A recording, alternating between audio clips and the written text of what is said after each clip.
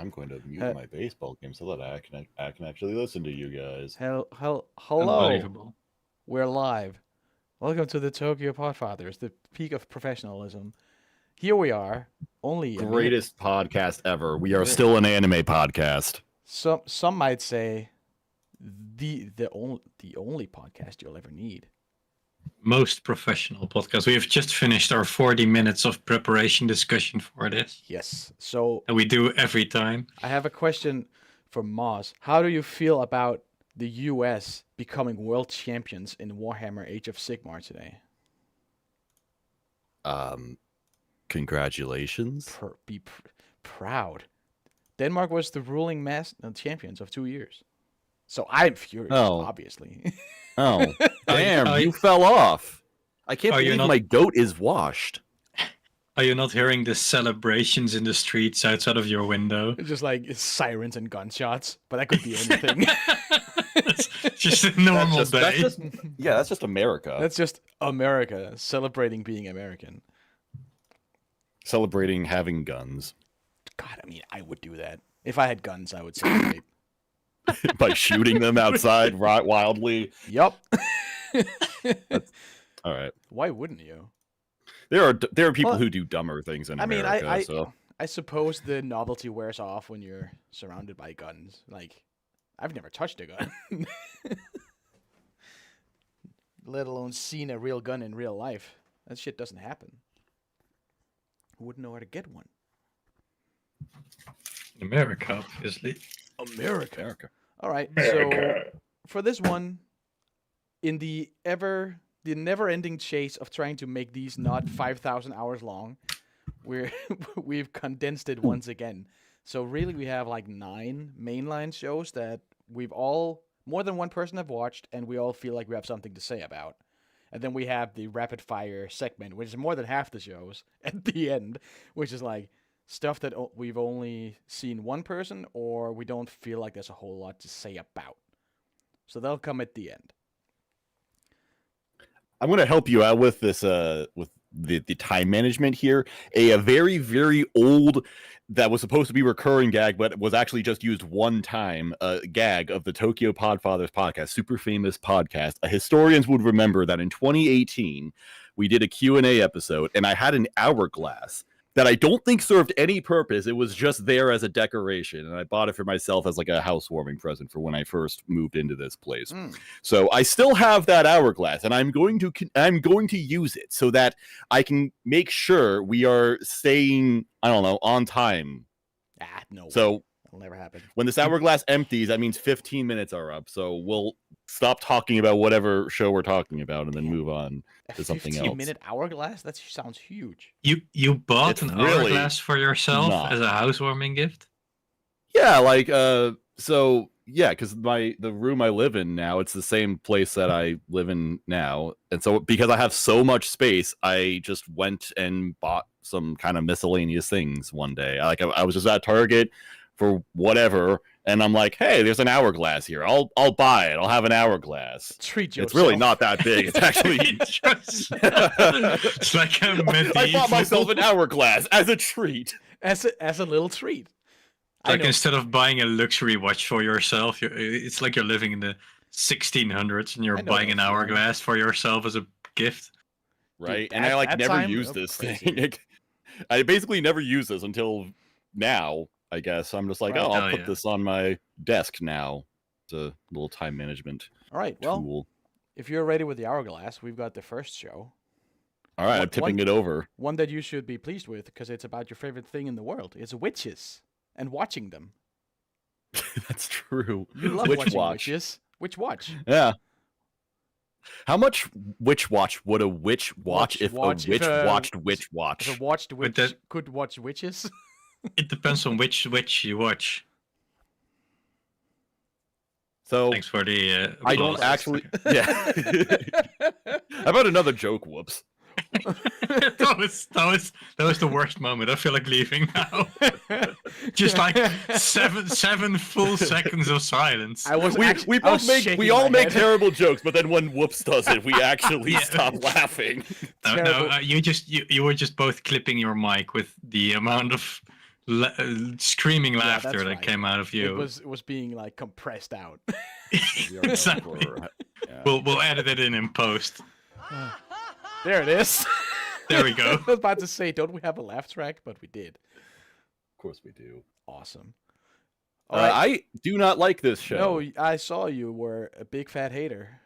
For some Yeah, I reason. only saw the first episode though, and I was told that it does get better, or that maybe the first episode isn't like the best start for it necessarily. So Yeah. Well, what didn't you like about it? Because this is like the greatest thing to happen all time.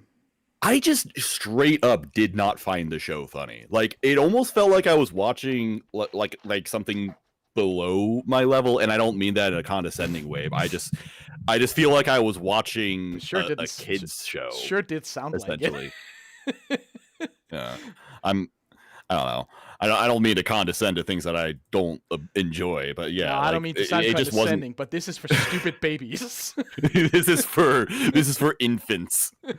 Yeah, I don't know. I just didn't find it funny. Like they like I don't know. Like it's an alright concept with the girl using magic and then having like all these unintended consequences. But then like when she like turned into a paper and then they're chasing her like halfway across the town, it's like nothing about it was funny to me.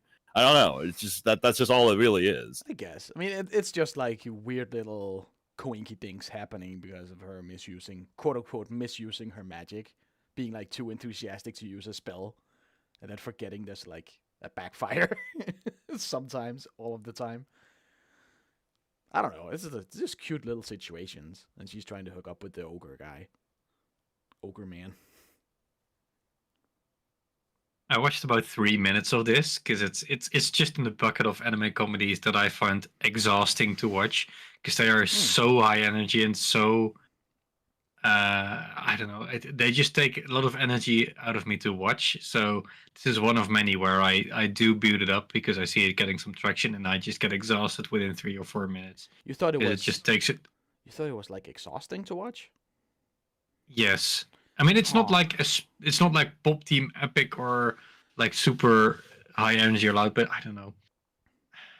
Maybe I'm just old and jaded. I mean, I know what you mean, but I disagree with this show because I can feel like that about many shows. I think there was one last season. I'm blanking on the name, where I'm just like getting a headache from watching because it's loud and it's colors and no brakes on the train whatsoever. I don't feel like that with this. Oh, you're talking about the Gohan's masterpiece, Momentary Lily. I didn't watch that. You should. It's so good. It's peak. I was trying to figure out what it was. I was watching something that I dropped last season because it was just sensory overload. I don't feel like that about this though. This is like very muted colors. It's like I don't feel like it's too fast or anything or loud, obnoxiously trying to be funny or anything. It's just like cute little vignettes, little moments. Although I will say, I think it's the second or third episode. This blonde character joins, who to me has like major Zenitsu energy, and I hate him. I would like him to die. But he does improve by the end of the episode. But my first instinct was just like, no, you don't get to be in this. Don't ruin what these two have going on. He ends up being okay though. In usual, because this is a Shonen Jump thing, right? I think it is. Yeah, Shonen Jump Weekly. It's very shonen, yeah. Not one of the more popular ones, I don't think. I think this is one of the more contentious ones. Maybe. But much like in Sakamoto Days, where suddenly there's this sniper guy who's very much the same energy. He's just very loud and screaming and crying all the time. I hated him too. In both cases, Smurf and C5 are just like, no, he's great. Fuck you. It's the best character. I was like, what do you mean? I thought Zenitsu ruined this stereotype, this archetype. What do you mean? I thought Smurf and C5 disagreed on everything. Like, apparently they don't disagree that this blonde Birdman, Tengu guy, or whatever the fuck this. Timu Zenitsu, we'll call him. Timu Zenitsu. This guy's even blonde. Can you think of anything worse than that? Being called Timu Zenitsu. I mean, proper Zenitsu is pretty bad, just on its own. That's true. Like That's full fair. whole grain Zenitsu. This guy's probably not as bad as actual Zenitsu. No, If I ever I get mean, around to watching him. few people are, but that archetype of the loud, crying, insecure dickhead thing is just, I hate it so much. Why does it keep appearing in Shonen Jump anime? I would like that trope to go away, but I feel like you have the success of Demon Slayer, surely there's gonna be more just like straight up copies of those characters. So we're gonna get more Zenitsus. That's all. Surely they looked at what was really working with that series. When everybody fucking loves Zenitsu, I guess. The most beloved part to copy out of these shows, like Zenitsu and Mineta from My Hero Academia. Oh, him too. Well, he's not as loud. I guess in My Hero Academia it would be the Electricity Man. Although, I mean, he is loud, but he's not like whiny. No. He's funny. I fucking love that guy. So anyway, I'm enjoying Witch Watch. It's just like low energy, cute little rom-com thing. Is it though? I do like the main characters. So. Like they are kind of cute. So they're cute as fuck. What I will watch them grow up and watch them grow up healthy or whatever the meme is. You will watch the witch grow. You will witch watch them. Yes. Right. If I think of like this witch. Cute low energy rom-com show, I think more like the territory of Komi-san or something. And I don't feel like Witch watches. Komi-san's really not that low key, actually. No, or low really energy. Not. I guess. I mean, it's got more low key. Like I find this quite low energy, just little funny things. It's moderate. I think it's in between. It's one of the rom-coms of all time. Yeah. Like I don't share Whoops's complaint of it being like exhausting or too much, but I can also see why it would be. Yeah. So that wasn't my problem with it. Again, I just didn't think it was funny. But I'll keep watching it.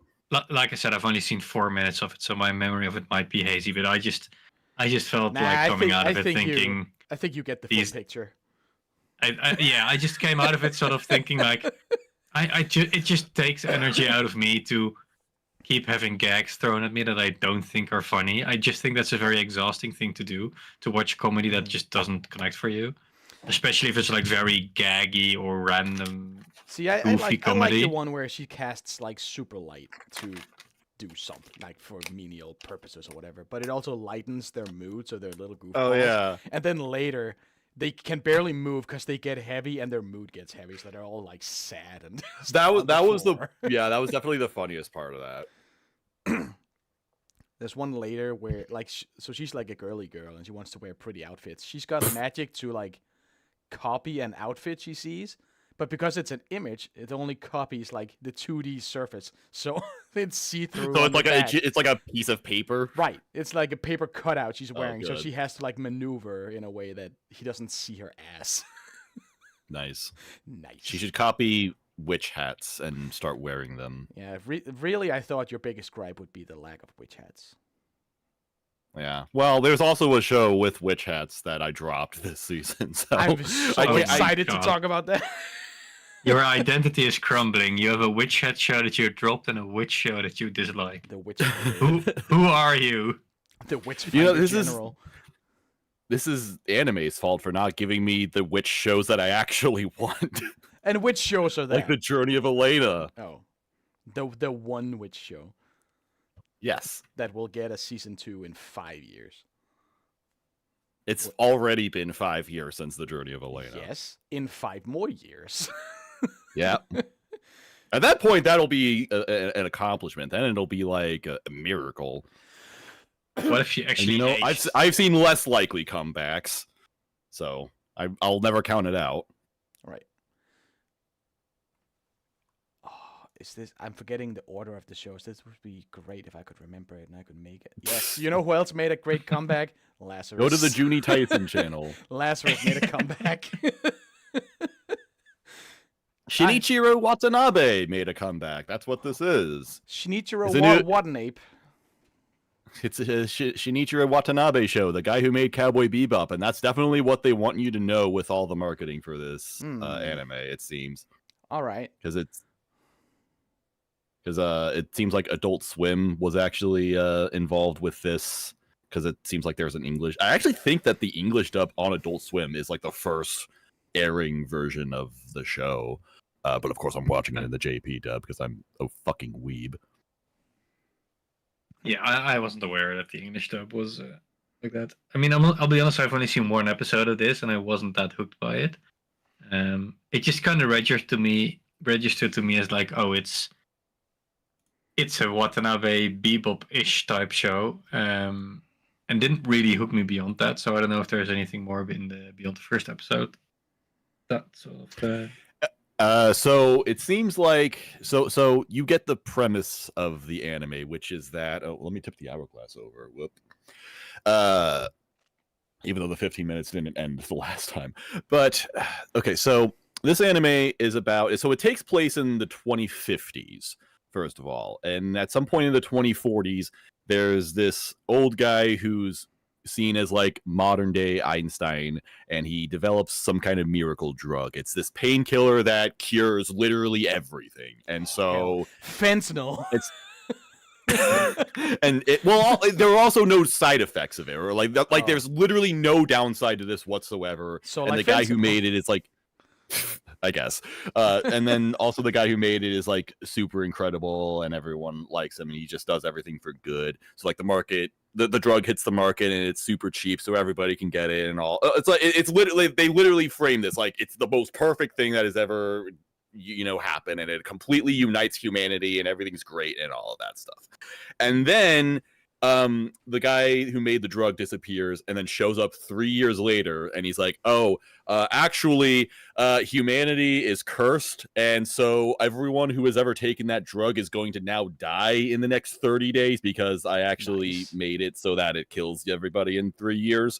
So but also he has a supposed cure to the drug, but he's the only person who knows about it, and he has tasked the entire world to find him. So this group of criminal misfits, I guess, called Lazarus is assembled, and they're tasked to do that by somebody. So why is he? Is he bored? Why is he doing this?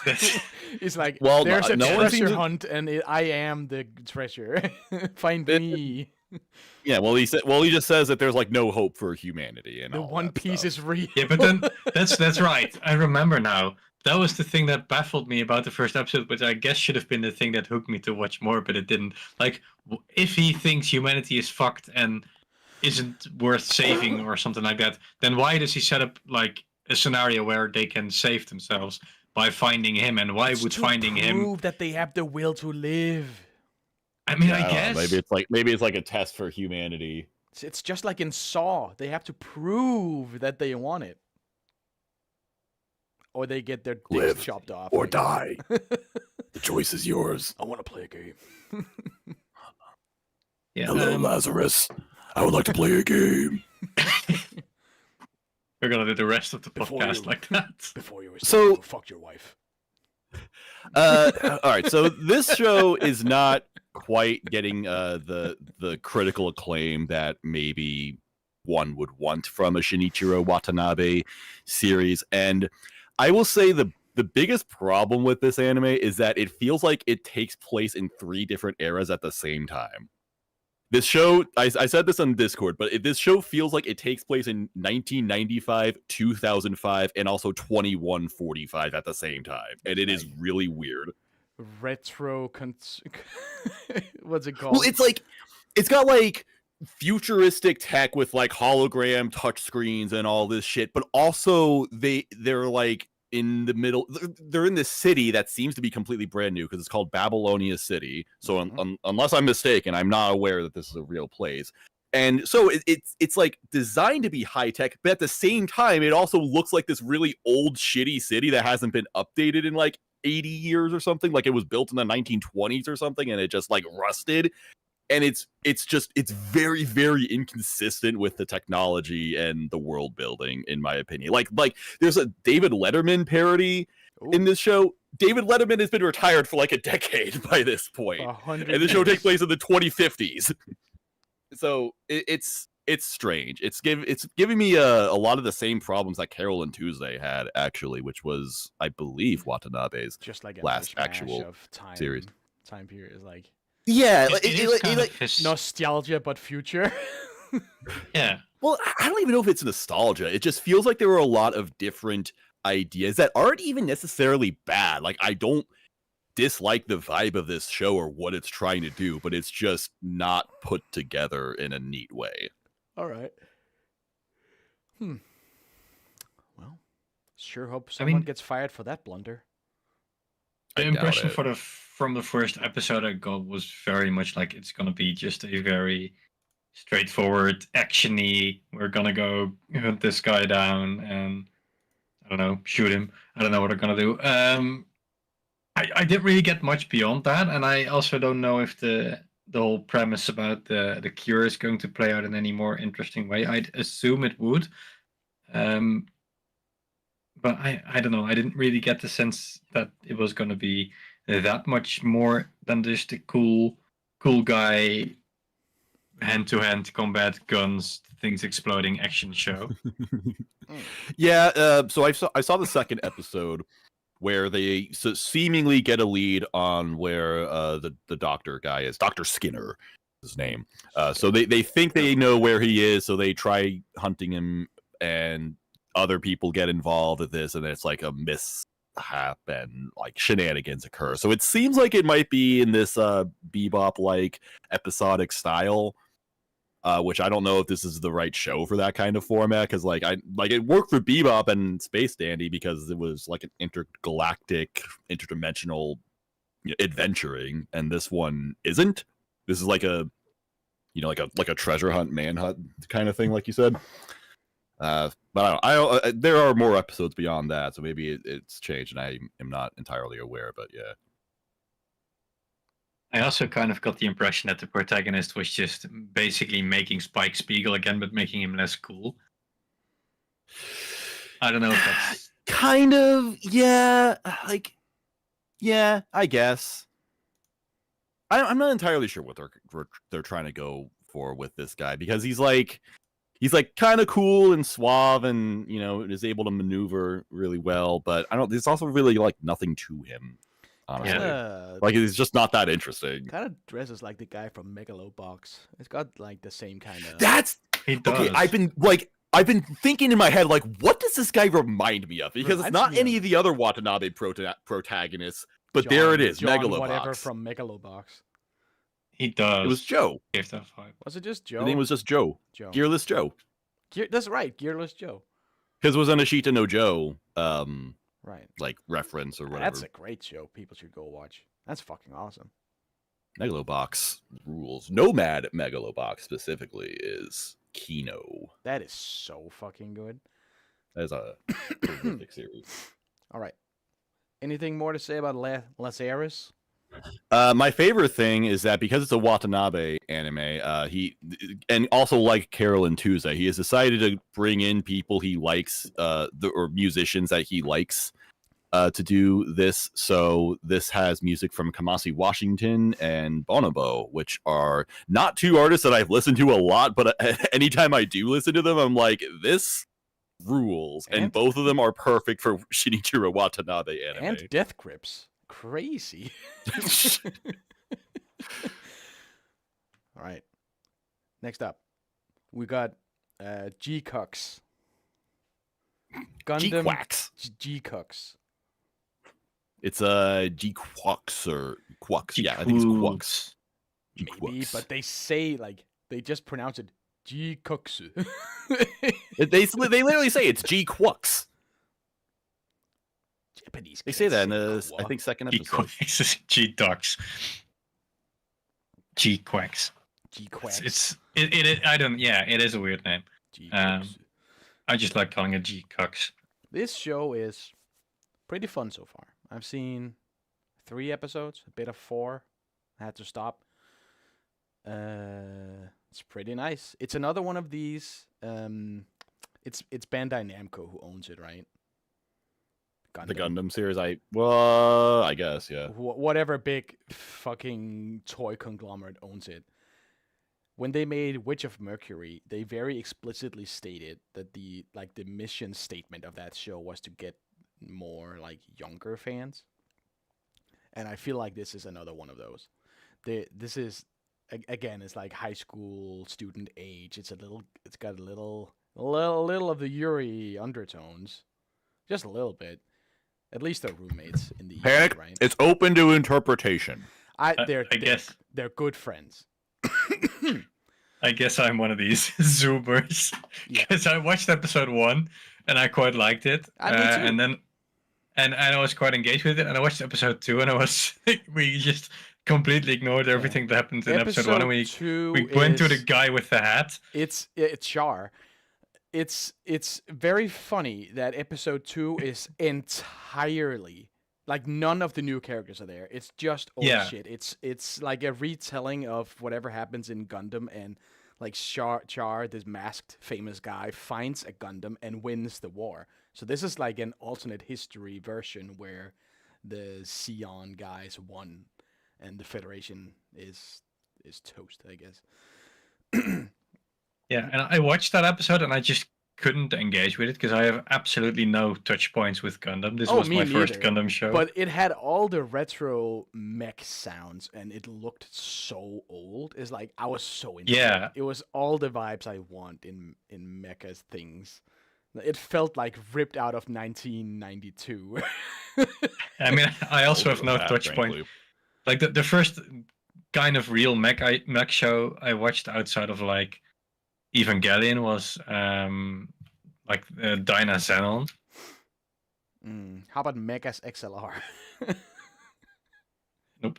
I don't even know what that is. No one has any idea what you just referenced. No one saw. That was on Cartoon Network. It was great. It was like Cartoon Network doesn't exist anymore. It was like a trucker guy who found a big fat robot and then he installed his like muscle car as the head. It's great. It's a great show. Okay, boomer. Okay, awesome. But yeah, as I was saying,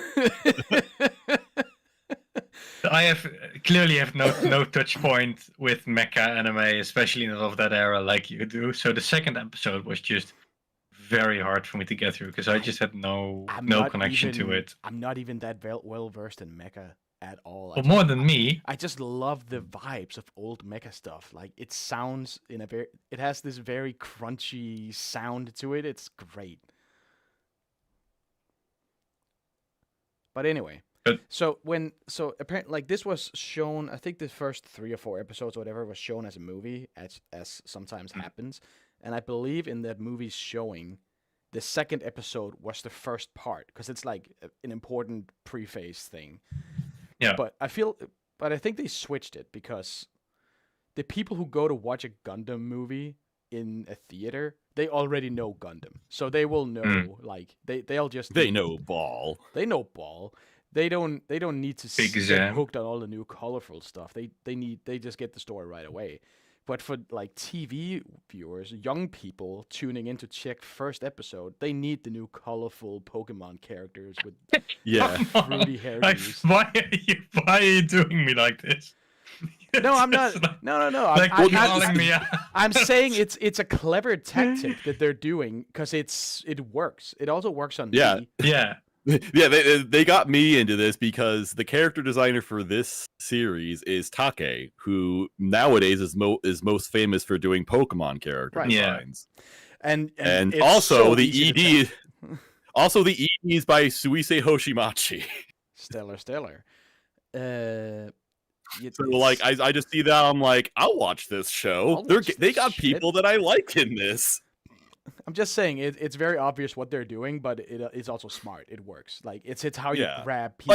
They've modernized Gundam to appeal to the common anime fan in 2025, and I can't hate them for that. And that's what they did for Witch of Mercury. You're right. People who know Gundam will watch it because it's Gundam. People who don't know Gundam will see the new stuff and be like, "Oh, what's this?" And then they see episode 2 and they go, "Why is it old? Why is this so old all of a sudden?" Why are you gonna feel so called out? It's like Because that's what I just said. I watched episode 1. I was like, Yeah. "Ooh, this is fun." But And I watched episode 2, I and was I was kind like, of the "What?" same way what watching the episode fuck? 2. I was like, surely they're gonna cut to the new stuff at some point. It can't just be all like a retelling of the old, right? But I was really surprised that episode was all It was from the past. all I of haven't. that. Just I no know, and I mercy. love that. I really love how much they committed to the Right. bit with that. It's great. I guess I'm such a zoomer. I dropped it at episode 2. No. Keep Because going. I just thought, what the fuck is this? Because it goes back right away. So like episode 3, it's back to the fun. and Okay, flashy that's stuff. good. It's Yeah, back So to I didn't really the, watch that episode. Don't worry, whoops. It goes back to the Infinite Runner, flashing colors, jingling car keys. Hell yeah. Episode 3. We I mean, get I back to the literally- Pokemon character designs with the VTuber anime songs. like I genuinely had my moment watching episode 2 where I just went, wait a minute, I don't want to be watching Gundam. I want to be watching whatever the first episode is. This is Gundam. I don't care about Gundam. It actually did get me interested in watching the original series, even though it Yeah, same. wouldn't actually look as clean as that episode did, No. unfortunately. Or for better or for worse, I I mean, guess. I- I will say though, Yeah, go ahead. well, yeah, go ahead, because I'm going to move on from this. Oh, I mean, I was just saying. I mean, I feel like I have to watch the original Gundam. It's classic, right? Yeah, And because it's old, it's not 1,000 episode. It's like it's from the 70s, 80s. So I think it's like 40, 50 something. It's like it's not. It's something there are that's. two. It sounds Yeah, the like it original would one is be incomprehensibly long, right? But it's only like I don't know. Yeah, that. Well, there's like- 50 episodes. There's another 50. There's Zeta Gundam after that. Yeah, I mean, there's more after, right? But the original series is just like that. That's, Oh, sure. good- I good wonder enough. if I wonder if the origin movies could be used as a substitute. Maybe. I'd have to ask about that. Gundam fans, let us know if we can watch the origin instead of OG Gundam. Which parts can we skip? Give us the Gundam watch order. It's like how important is Iron-Blooded Orphans? Yeah. Well, these series don't have any.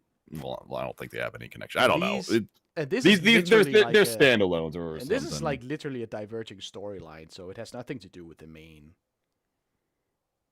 This is what happens if Char got his hand on a proper Gundam. Then he just like won.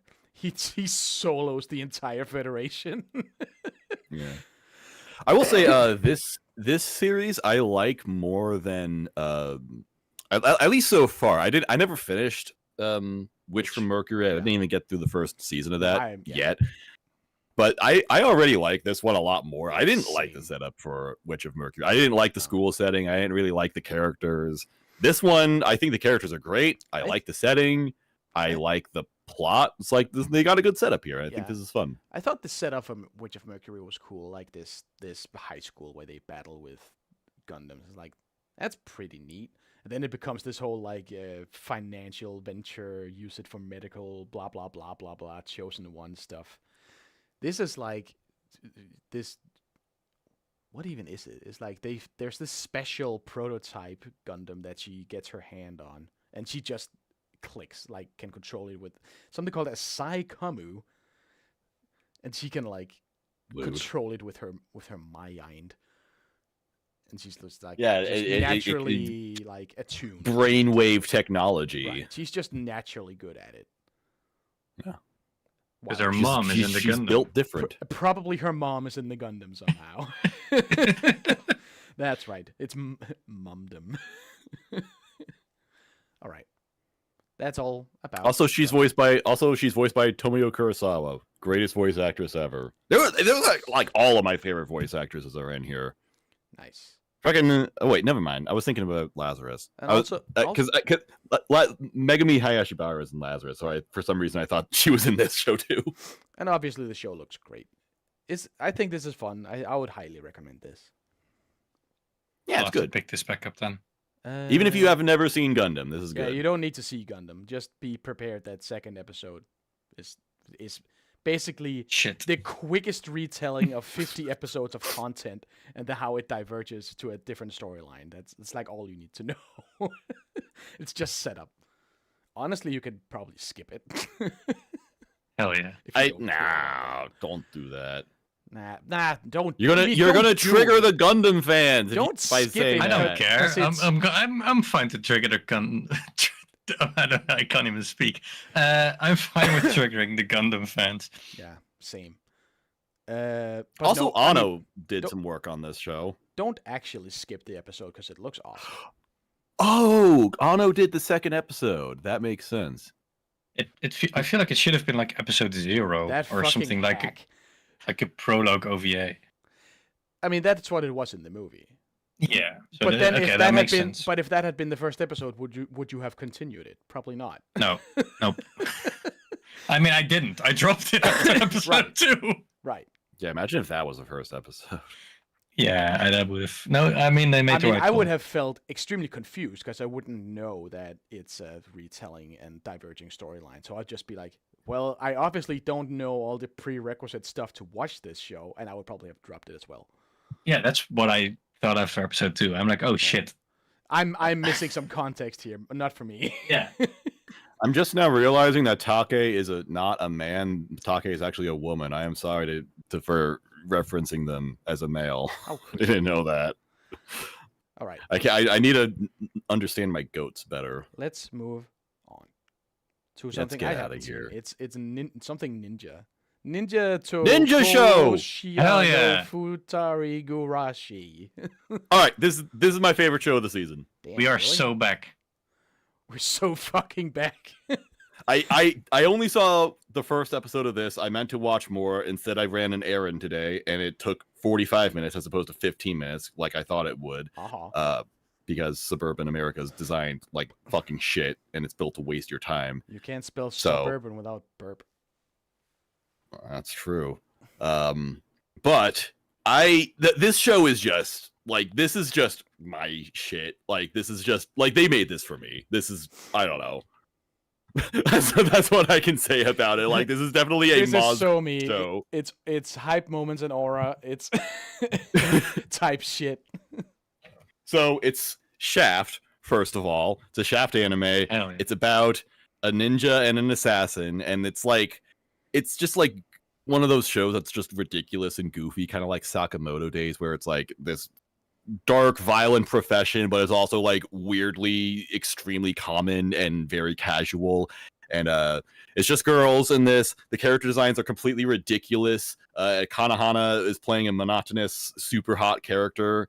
The animation's great. The sense of humor is great. It's got that like absurd kind of like Konosuba sense of humor where everything is a joke or just like intentionally ridiculous for the sake of being a joke.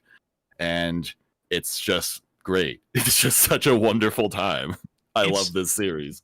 It really is Shaft sort of going back to that like mid 2010s comedy style that you sort of get in something like Soremachi or Arakawa Under the Bridge. It's very evocative of like an earlier Shaft, like pre-2020s, and I love that.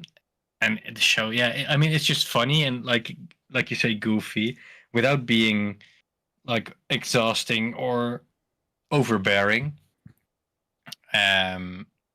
Yeah, I mean, I echo pretty much everything you say. I wouldn't say it's my favorite show of the season, but it's just great and fun.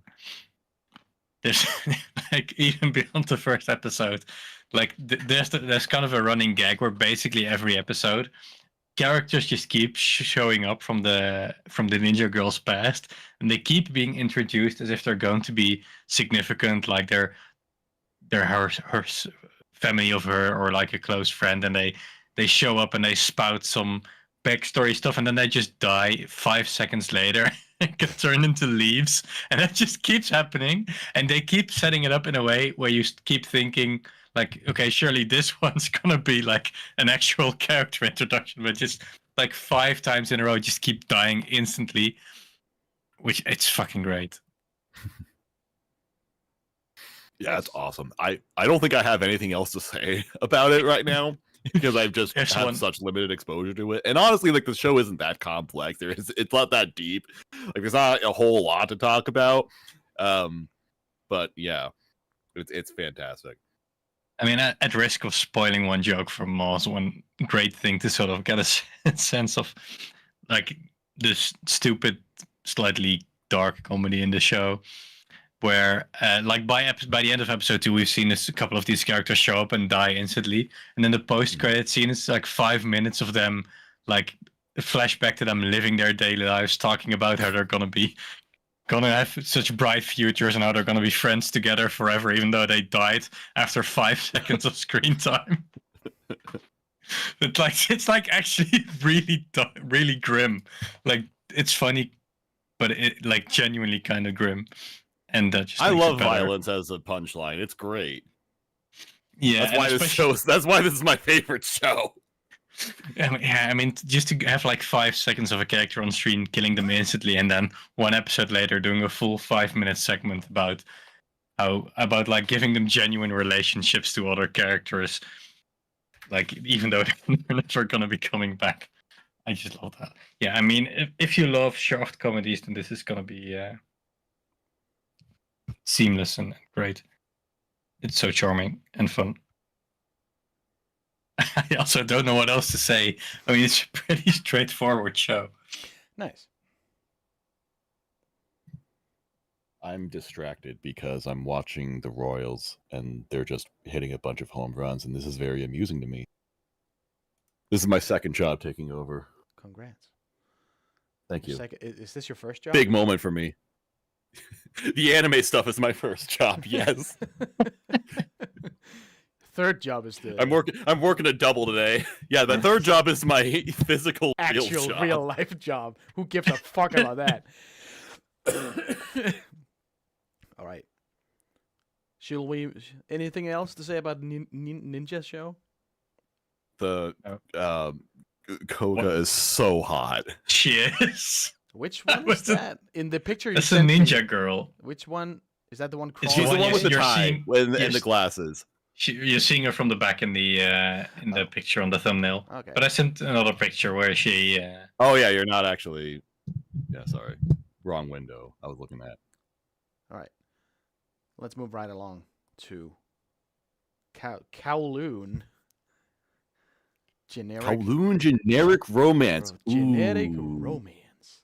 This is my anime of the season. This one is really interesting. Yes, I think this is fascinating. I've seen 2 Yeah, episodes. I do too. I'm caught up on this, I think, All unless right. an episode came out like yesterday. I think so. It's got shit. some weird like memory fuckery going on, and it's got Oh, there was an episode tomorrow. Ramiel from Evangelion in the sky. It's like Yeah. I did not expect there to be a fucking like Best girl sci-fi Ramiel. AI cube in the sky. It's like I didn't think this was gonna be like a weird sci-fi thing, because the entire vibe of this show is so old, like nostalgic, and it deals with nostalgia a lot. So that's That's probably entirely on purpose. It's absolutely on purpose. It's also by the After the Rain author, and that motherfucker loves smoking. Everybody smokes. I mean, they look good doing it. They look so good doing it. Like the old guy from After the Rain was also a smoker. Looked way good doing it. I did not watch After the Rain. I thought that was not my thing. After the Rain is awesome. It's a great show. Not my thing. To explain this one though, Shit yourself. so this anime is about this place called Kowloon, which is this walled city that seems to be very, very ordinary. Like if you just watch this show, it seems like you're watching like an 80s or maybe early-ish 90s type of anime. Mm-hmm. Like the environments just feel that way, and it feels like it's that time period, except for the fact that there's like that sci-fi thing in the sky. And this show is very, very slowly drip feeding information as to like what Kowloon actually is and like what the world outside of Kowloon is like. And it is very, very interesting. And that's before you even get into the character. It should be mentioned that Yeah. Kowloon is a part of Hong Kong. It's a real place. Yes. Oh, is it really? I mean, it all gave me very Chinese vibes, and they do mention Hong Kong at some point. So Yeah, I just Googled it, and it's real. it is. Yeah. Oh, It's I like actually thought this was a completely made up place. Huh. I mean, the real stuff doesn't have an Evangelion biblically it's accurate angel in the sky. But it's crazy because it's called No. Kowloon Walled City. Like, it's also a walled city in real life. It looks fucking wild. Yeah. So I think the idea is sort of that the walled city itself has sort of stuck with basically how it is IRL, while the world around it has somehow sci-fied up, but we don't know how because we only see within the city. We see the weird thing in the sky. Yeah, and basically, like the setting is very nostalgic and like classic, and the interactions between the characters and their moments together feel very intimate and very like human and straightforward. But then there's just random moments where they look up at the sky and there's a flying cube there, and they go, "Wow, the flying cube's looking great today." Damn, it's shining brighter than usual. It's shining brighter than ever today. Oh, so so this is so Kowloon used to exist, and like it technically exists now, but like not as a city anymore. That shit's gone. Nice. And they mentioned this in the show, but in the show they actually rebuilt the city, and it's just been allowed to rebuild remain, this I guess. city. We built this city on I don't. So to introduce On rock and roll. That's what it is. That's what to the listener. So within that setting, which is like feels like classic, sort of classic, intimate, nostalgic city, right. except there's a sci-fi, biblically accurate angel flying in the sky, and we don't know why. It's honestly crazy how well they capture that feeling of just this old, lived-in place with so much character. Yeah. It's crazy. So within that setting, Oh no, go ahead. I was just gonna say, and also the main character is a fucking smoke show. It's like we're reaching hitherto unheard of levels of woman in shirt. It's insane. Just office lady, and she's the hottest fucking person you've ever seen in your life. Woman in shirt, final boss. It really is like, Jesus Christ, she's pretty. She is a very attractive character. She is very pretty. But so, okay, I think we were doing sort of an introduction to the setting. So within that story, there plays out what for the first like most part of one episode feels like a rather straightforward budding romance between co-workers, until by the end of the first episode, which is like the first big twist that makes you feel like something's weird going on with the setting, is that she has no memories, and this is and she's sort of living the second half of someone else's life. There was a woman before her living in the same place, working with the same person, the same name, so having the same name, wearing the same clothes, but just having a pretty distinct differently personality, which I like. Like she's quite timid and sweet, and the woman before is like this sexy older woman with confidence falling out of her butt.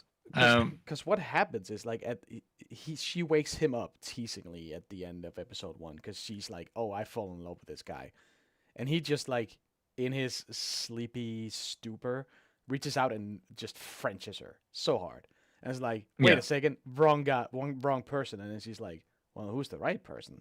She sees a picture in his drawer, pulls it out, and it's her in the picture, but she has no memory of it. It's like, oh, fuckery is afoot. Something's going on. And there's this weird AI thing. Oh, by the way, called generic Terra or something. It's like they do a title drop almost right away. Yeah. It's like generic Terra, generic romance, something about that. So that's like what the title is actually about. What was I thinking? It's like they mentioned something about the company Generic Terra saying they can use this cube to like achieve immortality, save humanity, stuff like that. Listen, my first thought is that it's stealing everybody's memory. They're uploading consciousness into it. She's a fucking robot. She's gotta be.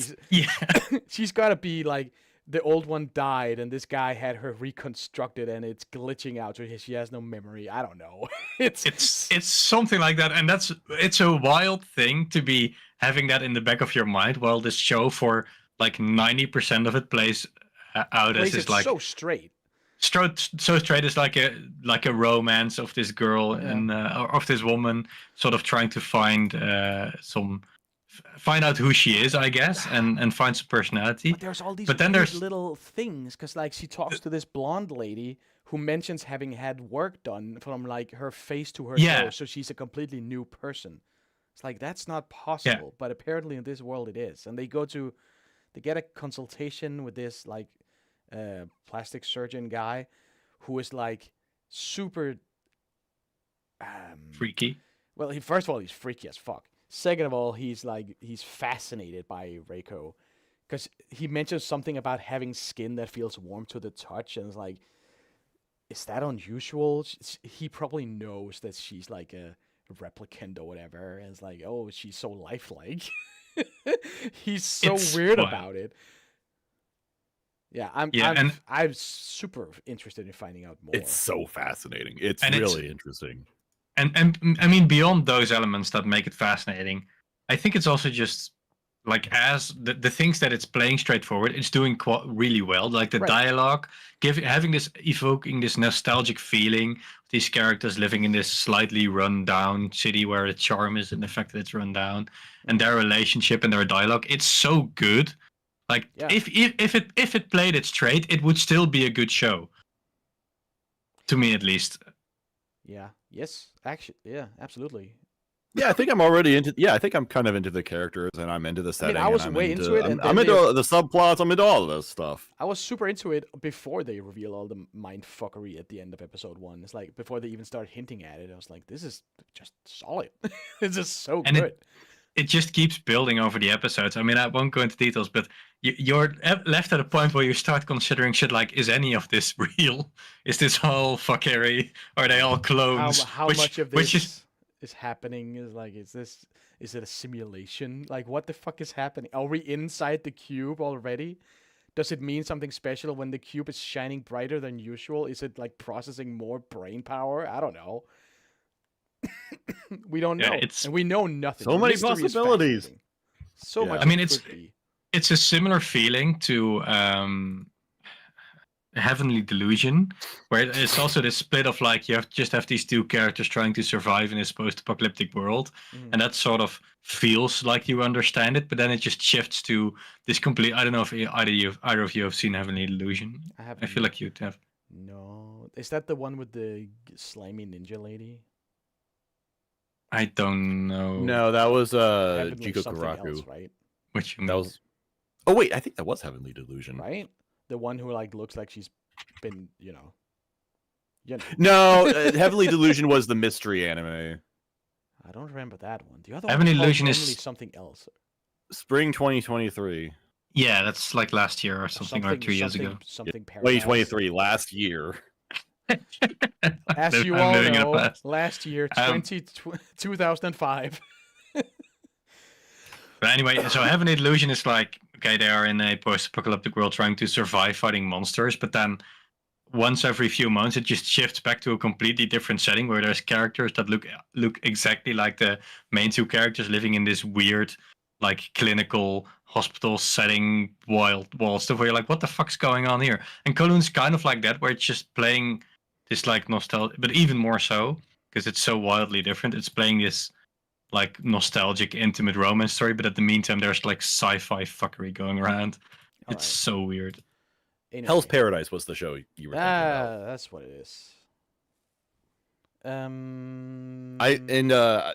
To address Ren in chat, I know, yeah. So apparently, source readers aren't too happy with this adaptation. They can eat my ass. I don't give a fuck. I think it's just a pacing thing. They like that it is going fast from what I hear, but not having read the source, it doesn't feel like it's like I like the way the story's been told so far. I do really hope that it's able to stick the landing. I will say that. Like that. Yeah. I could definitely see this ending in some really unsatisfying ways. Yeah. Definitely. But so hopefully that doesn't happen, but at least so far I'm super hooked on it. I mean, that's kind of the thing. Like the subplot or the undertones are so heavily different from the main narrative and so weird that it needs to stick that somehow or make that feel like it makes sense. And it's gonna be wild to see how that plays out. And if it sticks that landing, it's gonna be probably one of the most interesting stories I can remember in recent memory. It's fascinating. I want to say I think it's so fascinating. I really think this could be special, honestly, if it Yeah. does, because it fits so well in the current modern day like media landscape where everybody's so obsessed with like old aesthetics, like 90s aesthetics, and the past, like before social media ruined everything. It's like that's what this anime is. Like this is a 90s looking anime with like old fashioned character designs, pre-social media, internet, and all that. Mm-hmm. And it, like the whole point is that it's nostalgic and familiar, and it's really really interesting. While also just having that weird sci-fi reminder in the floating in the sky at all times. It's so weird. I love it. It does feel like it's an illusion. Maybe illusion. I don't know. There's also just like you say, just so many other weird nods to like the setting is very nostalgic, and there's this whole thing about the main character having lost memories, and the other woman who's like, I've abandoned my previous identity and I've completely changed how I look and who I am. So and does that mean she's a robot? Is she a robot? Are we just supposed to? No, she got plastic surgery. I think she got plastic surgery. It's like full body plastic surgery. You can't get plastic surgery to change your entire body. It's not. Well, this is a different world. Yeah, it's a different setting. Yeah, but the human body is whatever.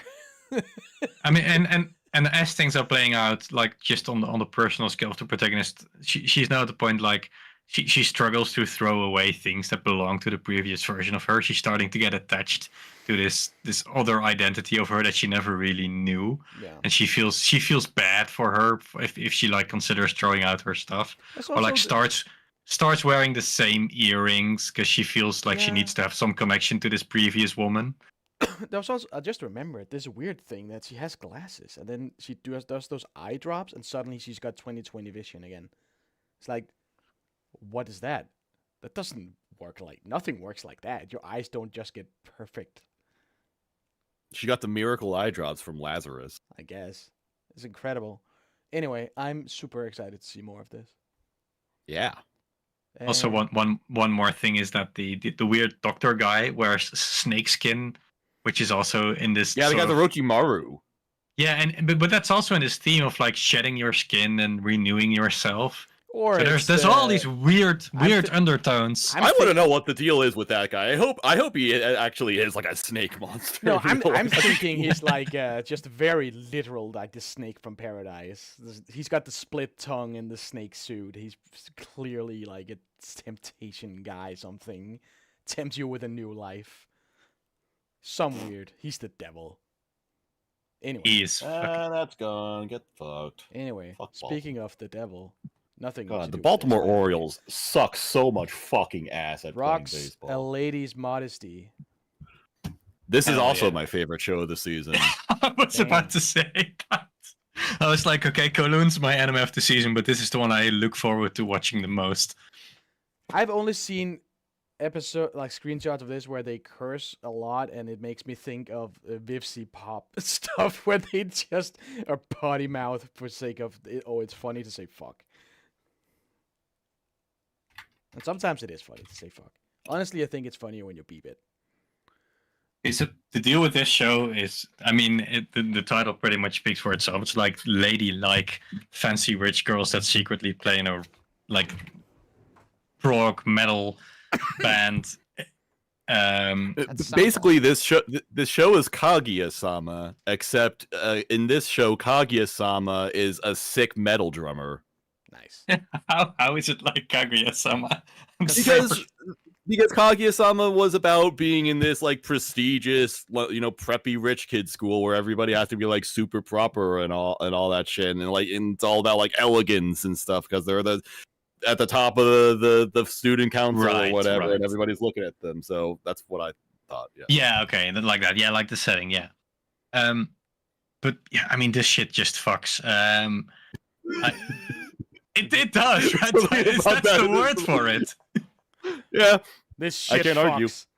Like they just act like properly all day. But so the main girl, her mother marries into a rich family, and to sort of keep up the facade towards her very rich father. She starts acting properly too to sort of keep him happy, but secretly she sort of grew up under like a metal rock band father, and she's like actually I don't know, a skater kid, I guess. She was a skater boy. She was a skater boy. So and this other girl, she's like the prettiest, I don't know, fanciest girl in school, but they both just sort of randomly end up playing music together, and they fucking shred. I don't know how else to put it. Like the instrument recording in this show is probably the best I've heard out of any music anime. It's also about an instrumental band, and they just fucking unleash. Like, it's insane. And they are so pumped that they dropped the entire lady act and just start flipping each other off and call each other, like, I don't know, cum guzzling fuckers or stuff like that. Like, genuinely, they do. Like, at some point, it's not even I'm not disputing any of your claims. Like, I'm not exaggerating. I know it sounds like, but they literally, like, call each other, like, cunt-schlicking sluts or something, just because they're so pumped up. And that's basically the first episode. And then the rest of the show it's kind of just them continuing to do that. And it's fucking great. For the love of the game. Just, yeah. I mean, there's some stuff about them having to hide this from their families, and then families starting to find out. But yeah, I mean, it's fucking great. I love the most recent episode where they start playing in just a normal symphonic, like, concert band or like a classical orchestra where they have to play bass and drums as like support because the cellist or whatever, or the upright bass player dropped out, and they just fucking overwhelm it. They just way overdo it because one guy starts fucking riling them up. Again, they just shred with these like old people in the concert band trying to keep up playing saxophone or whatever. It's just a show. I don't know how else to put it. It just fucks. It's one of the shows. Might have to. I don't know if you have any better way to try and sell people on this. The performances in this anime, I've at least been told this, and I just believe that because it sounds right. The performances in this anime have motion capture animation that was I don't know how to actually frame this. Anyway, the Bandmade contributed motion capture for this anime, so that's what they animated this based on. And of course, they also did the OP, because if you're going to have a metal anime, if you're going to have an anime about modest ladies forming a metal band, then of course you are going to have Bandmade as part of this. Because if not, then everybody making this anime should die instantly. When will Baby Metal get hired to do an OP? I don't know. Already? Seems crazy that they haven't. Surprisingly, no, but they're beyond that at this point. I guess. Baby Metal's kind of sold out. I'm not gonna lie. I guess it's they're fucking kicking ass. They are, but I'm not into what they're doing anymore. I miss when I was excited about Baby Metal. But at the end, at the same time, they also paved the way for a lot of other cool Japanese metal bands that I appreciate nowadays, like Hanabiye, who did the OP for Momentary Lily, Anime of the Year, Gohan's masterpiece. They did a song, not them. Baby Metal did a song with Electric Callboy. It's pretty good. It's awesome. Who the hell is Pretty Electric cool. Callboy? German. They are party metal, I guess. Yeah. Oh wait, I've heard of this. They're pretty, like, crazy energy. I love them. They're pretty Yeah. If you they're like a non-anime version of Fear and Loathing in Las Vegas. Yeah, this is now ringing a bell. Yeah. Yeah, this show's great. This anime is awesome. I absolutely fucking hate Lycia's character design. Like, it's a stupid character design that I kind of don't appreciate, because I feel like it just breaks the show's entire rules. It's like how is this show going to be like making all this how's it going to make such a big deal about being like modest and all this shit, and then this girl has like airplane wings as a hairstyle? You can't do that. I love how at some point they're like, we're gonna be playing in public, but we'll just wear different uniforms and call ourselves different names so people who know who we are, even though she has like hair the size of 3 people. Like, I mean, I'm sure that this character was designed like as a practical joke of sorts. So like, I get that I should be laughing at it, but I just thought it was maybe a little too ridiculous. I think she looks kind of fun. It's also funny there's a scene where she's sitting in a car and she's just sitting in the middle seats. Wait, I haven't seen that. That's hilarious. I think that's in episode 1. It's not like a joke. It's just like they have to put her in the middle seat because they cannot put her in one of the side seats because her hair wouldn't fit. And like the artists were just like, guys, we have to put her in the middle. There's no other way. That's actually how the joke can be really funny. If they continuously have to like design scenarios where she has to like sit in awkward positions or whatever, they have to really make sure that her hair is accommodated for in every scene. Like she's on a plane and she has to take up 3 seats. Yeah.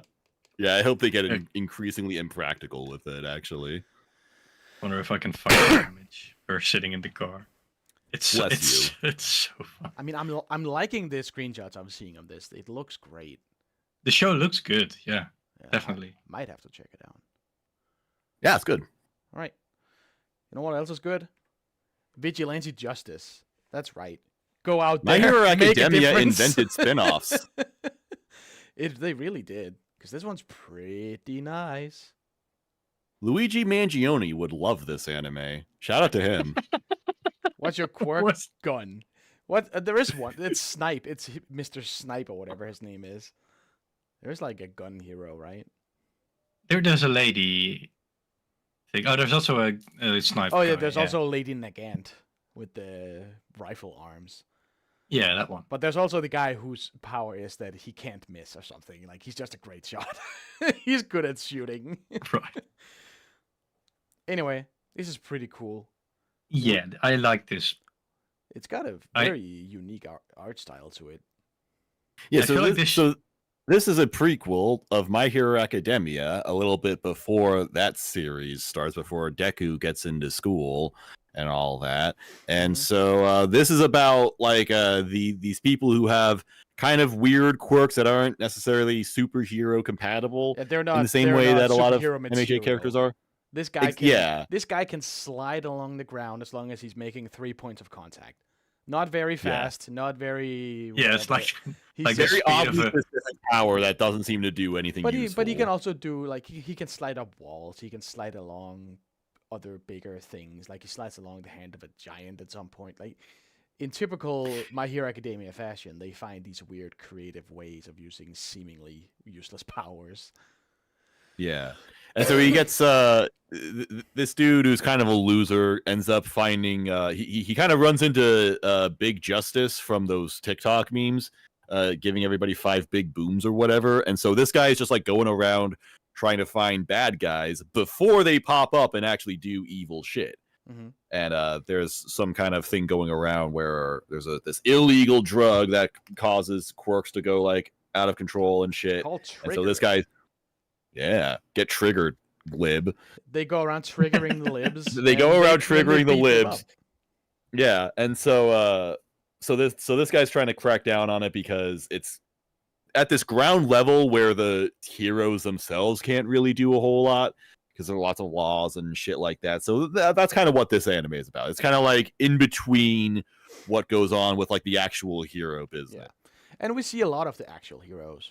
Like they pop up all the time. We do. I'm in this show. Me. I saw. I was so happy. Eraserhead. Eraserhead. Oh, right. Head. I always joke that this guy's me because he's, in my opinion, the anime character that looks the most like me. I think a lot of people vibe with his energy, just the constant pissed off, tired. He looks so angry all the time. He acts like he doesn't care about anything, but he actually does. He gives a shit. He's a great guy. He also meets his match in this Knuckle Duster guy, because he doesn't. Guess what? He's just built different. He doesn't have a quirk. He's just a big fucking guy. Yeah. He's just built like a shit brick house, and he knows how to fight. That's what he does. So I he's mean, like, I think I'm gonna erase his quirk and fight him on equal terms. Wait a minute. Doesn't work. I mean, and I think that's what's just kind of charming about this. Like, My Hero Academia has gotten to the point where they have like powers that can blow holes into planets. I mean, that's maybe one step too far, but it's getting to that scale. And then to go back to this, where it's just like, okay, this guy doesn't have any powers, but he can punch good. This other guy can glide along at the speed of a bike, which like just really mediocre. Yeah. And they also fight like pretty underwhelming villains. And we have Papu Steppu, who seemingly could just like, she can jump. Yep. So far she hasn't really taken part in any of the taking down criminals, and it's like, why are you she's here, like a lady? scout. I think she's just scouting them. She's just there to be cute. Her power, her quirk is that she's an OnlyFans creator. Like, seriously. She apparently does like street performances every day. Apparently in the manga, this is like very sexual, or like they want to be more adult, but in the adaptation that doesn't really show. Because they sort of toned it back down again.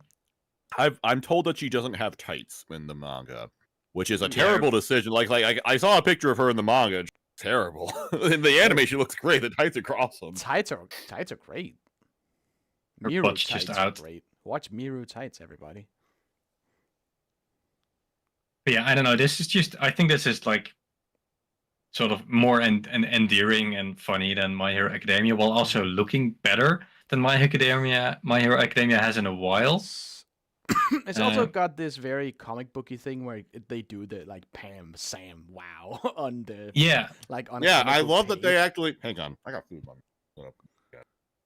They have a very unique approach to it that I can appreciate. It's like very production too. Production wise, it feels like what My Hero Academia should have been, because it does feel very comic book like. Yeah, that's what I was gonna say. Like this feels with how much everyone was talking about, like My Hero Academia being so comic book inspired. It's like this actually leans into the aesthetic way more. Yep. Yeah, I think one cool. thing I like is that like before they team up and started being able to like combat some low level villains, the main guy, he does put on his like hero hoodie and like goes out in the street like he gets fucked over in his job and he's like, it's time to go vigilante, and he just glides around the city helping people pick up their phones when they drop them or throwing away trash, and his hero name is Nice Guy. Nice. Oh yeah. and he's an All Might cosplayer. Yeah. It's very cute. Nice. Yeah. Actually, and I actually like how his hood kind of resembles Deku's original outfit. He's a friendly neighborhood nice guy. Yeah, and I mean that's kind of the vibe of the show. Like, yes, it's My Hero Academia's hero stuff, but it's so much more low key, and I'm sure it's going to be building up to like actual stakes. I mean, it already kind of has, but I guess it shows the two, like All Might inspired both him and Deku, but their paths are so different. Yeah, and the stakes and skill. Yeah. I don't know. I like how it's more like friendly neighborhood watch version of the heroes. Local guy with mildly impressive power. Somewhat useful superpower. And that's a vibe. And the characters are also pretty. They're nothing super special, but they're pretty likable and charming. Yeah, I love Knuckle Duster. I was literally, I was about to post, because he beat someone up with a Knuckle Duster, and I was about to post a picture of him and say, they call me John Knuckle Duster. And then, like, 2 seconds later, he introduces himself as Knuckle Duster. Like, he's just a meathead. He's just Batman / Punish. He's like low-budget Batman. He just beats people up. It's great. Anyway. Yeah. Good show. Good show. Would recommend. Next up, we have Has Been Hotel. Oh, Apocalypse Hotel. Okay, this is my anime of the season.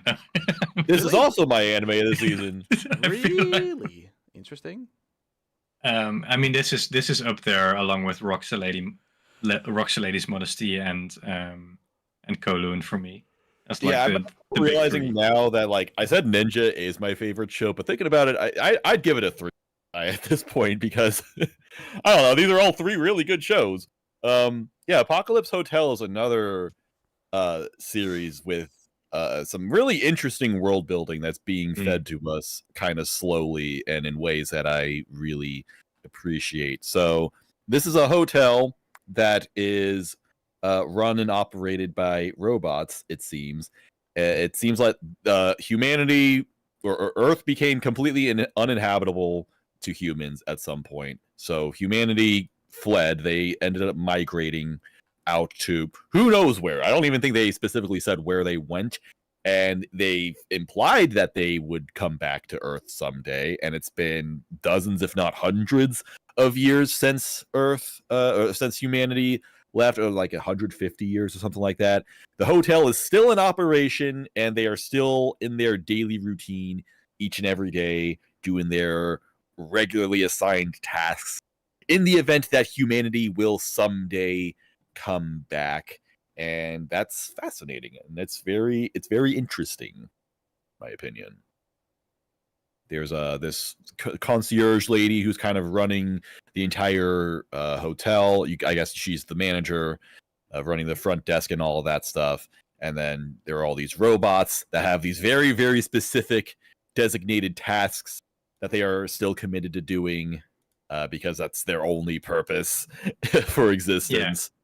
Yeah. And in the second episode, at least, I think, or maybe the third episode, they do get a visitor from somebody, question mark. That's interesting.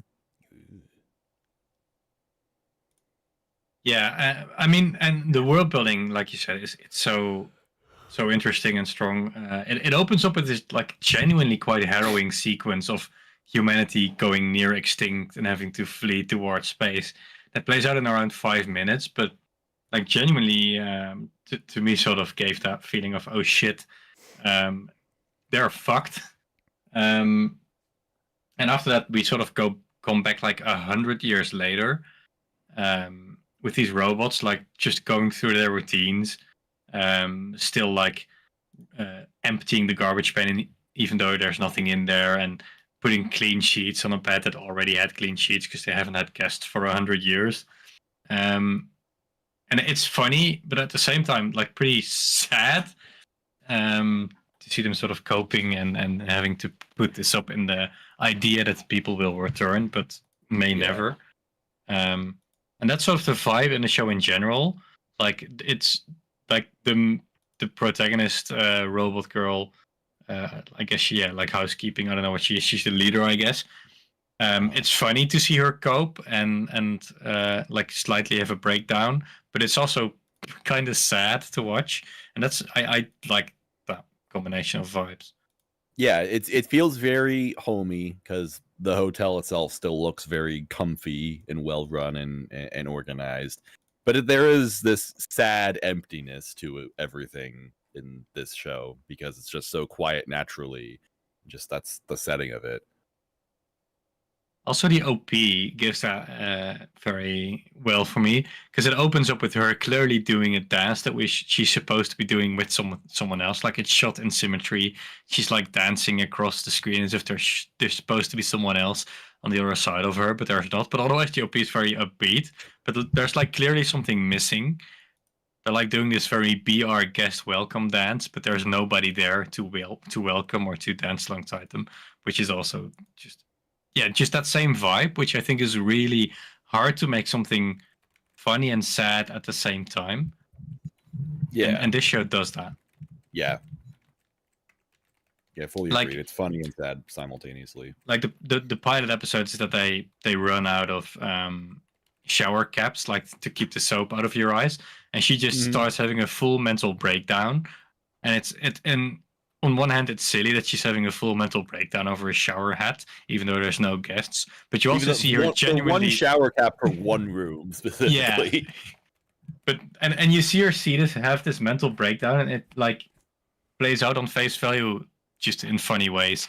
Seeing her, like put everything on halt and go completely wild over this missing shower cap, but it's also gives this sense like, oh, she has been losing her mind a bit over these past 100 years, And she is coping hard, and the following episodes continue that.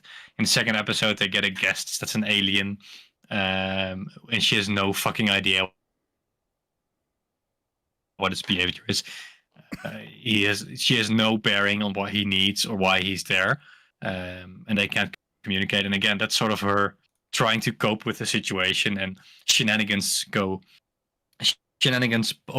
obviously play out, but again, just this undertone of like she's not okay.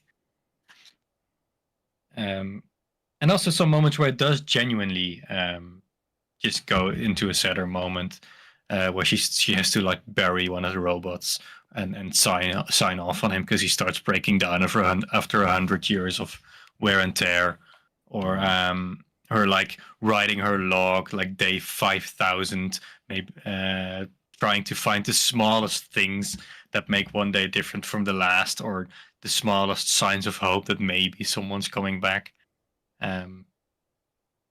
Yeah, and I mean it's doing both so excellently well. I honestly can't fault any of it. I think it's just a really, really good show. I agree. I don't think I have anything to complain about with it so far. So it's just good. I am interested. So the one thing that's fascinating to me is that this is an original or an anime, or at least it's listed as original on my anime list, but it's by Cygames. That's the studio making this anime. So I'm wondering, so it's an original, but good. So it's original, but I'm sure it's going to have like a tie-in for something. Like maybe this will be a video game or something. I'm just kind of like wondering what it. You don't think Cygame would just make an anime for the love of the game? I mean, I actually don't think they would do that. No. I feel like they would end up making a gacha where it's, I don't know, you run your own hotel and you collect alien hotel guests or something. I don't know. I mean, they made Akiba Maid War, right? That's an original anime that didn't really get any follow-up, I think. That's Cygames? I think so. Or am I mixing things up? It didn't feel very Cygames. Oh no, that's PA Works. Yeah. No, yeah. Okay. I was about to say, that's very bloody and violent for confused. Cygames. Yeah. I don't know why I thought that. People, like girls being I feel like they killed were and affiliated with gunned it, but down in the street. I want to say that there was some like game studio involved with that. Maybe you're thinking of Akiba's Trip. That was I might video be. game. That was a game. That wasn't Cygames either, but it was a game. Yeah, right. But yeah, I mean, this show is great. You know what? Hey, also, Cygames and Tencent are listed as producers for Akiba Maid War. Oh, okay. Because I feel like I've had that. I had that with Akiba Maid War. Like, is this going to be a game? Because it felt like it could be a game. Maybe they planned on it. I don't know.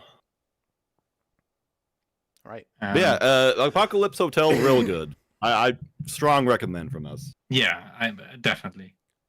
Okay, cool. And speaking of Cygames, we can move into the honorable mentions segment with a bunch of goddamn shows in it. And guess what? Uma Musume is back, baby. Oh boy. Adapting the Cinderella Grey manga about Oguri Cap. And guess what? You thought these other horse girls from the previous seasons were good at running? This one, it's fucking great at running.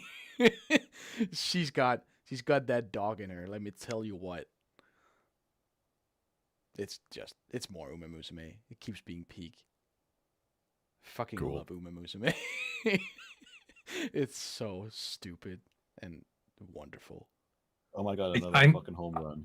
Are you? I still just don't know whether Uma Musume, like, to what extent the love for it is ironic. Because I feel like it's in two camps, or maybe two, or maybe it's like both at the same time. It's ironic because it's like such a stupid idea, but it's also genuine because the show is actually really good. I see. Season 2 is like some of the greatest sports anime I've ever seen. It's incredible. That's a big order because let me tell you, Big Pokemon order. Sun and Moon, Pokemon Sun and Moon has the greatest ping pong episode of all time. Damn. Better than Ping Pong the animation. Better than ping pong the animation. Bing Bong the animation. Where is it? Big order. There it is. Oh yeah, we do have that. Big order. I should use that Yeah. more. So Uma Musume is back. It's wonderful. Watch it. Or not. I don't care. I'm enjoying it. I'm not I think- watching it. What a I thi- recommendation. I think it's great. All right, grab something else from the list of. From the grab bag. You're The the one with grab the bag of- images. I don't know what the fuck's Yeah. next. Why I'm aren't I'm not you even look- looking at the list. I have so many tabs open and none of them are for what we're talking about. Goddamn. I'll put the image in the chat. Oh, you just put all of them Oh, it's in one. Yeah. Oh. Also, the list is in the chat. So there's like, slime. Talk about why you don't like slime anymore. Slime 300. I only just this week finally finished the first season of that. I had 2 episodes that I never watched back in 2021. So I now have that marked as completed in wake of this second season coming out, which I was excited for, and then I watched it and I realized, wait a minute, this isn't a good series. I don't like this actually. It's lost its charm for me, is what I'll say. Like, there was a time where I was excited about this. It did have something to do with the fact that I was maybe a little more into light novels back in the late 2010s, especially light novels before they got anime adaptations. Like, I was kind of impressed with myself knowing this series before it got popular, and especially because I was making jokes about it when Reincarnated as a Slime started getting its adaptation. So that's why I got into this, and obviously I love the design of Azusa. And I did like that first novel. It's nice and comfy. It's very simple, like overly simple, I would say. But I appreciated the vibe of it. And so that translated fairly well into the anime adaptation in the first season when that came out. But then by the end of it, it got kind of old. Like, it didn't really have a whole of storytelling left in it after the first couple of volumes, and watching the last couple episodes of the first season and then the first episode of this season, it felt like I was just watching the same thing over and over again, where it's just like you've got some girls and there's some fetish appeal that they will hit on all the time with these characters, and they all have the same repetitive jokes that they repeat every time. Like, she keeps meeting monsters and them turning into hot girl roommates, right? Yeah, Yeah, something like that. and her hat keeps getting bigger, but I guess the novelty of that wore off, and now you don't like it anymore. You don't like witch hats anymore. Breaking news. The witch hat didn't do anything wrong. Not why I don't. Breaking news: Moss hates witch hats, Yeah. It's just that the witch hat can't carry the show anymore. and she can't. She carry can't the carry witch hat. Hey. She has witched her final hat. Yeah, I'll do some more. I'm realizing half of these are mine. It's just me, the only one. I mean, there's quite a few from mine here, so I guess you've both done one. So I'll throw one out. We can just cycle through. Yeah, Because I think most of these, I think almost all of these are one of us, right? most of these are one of us. Some of them are yeah. 2, but you both felt they should go in there. I think the Meshi one is both of you, right? Yeah, I think the 2 on the right. Basically, non Biori and Eurocamp. That's Triangle. Eurocamp triangle. So there's Hibi wa Meshi no something Food for the Soul, which is the new adaptation from the non Biori author. I don't think this is an adaptation. I think it's the original. Oh, I thought it was an adaptation. Hmm. But No. anyway, it's very non Biori. I mean, it's set in like college. It's They're like original. 20 years old. But it feels like for a large part they aged up the non-Biori characters and put them in a different setting. Like the humor, the vibe, the way the jokes are timed and stuff. It's just very non-Biori, just in a new jacket, I guess, which is good. That's a good thing. I think that's like it adds new freshness to a series that we've had like 3 seasons of. So Okay. it's like new non-Biori, and Mono is just new Eurocamp. It's basically Triangle. it's Eurocamp Triangle. It's about photography, but it's also kind of heading towards that tourism travel type spot that Eurocamp was, but with the new characters, they're actually quite distinct from the Eurocamp cast. Like in Hibi Meshi, the non-Biori one, it feels very much like sort of the same cast dynamic but aged up. This one's pretty different in terms of characters, but in terms of energy and topic, it's pretty similar.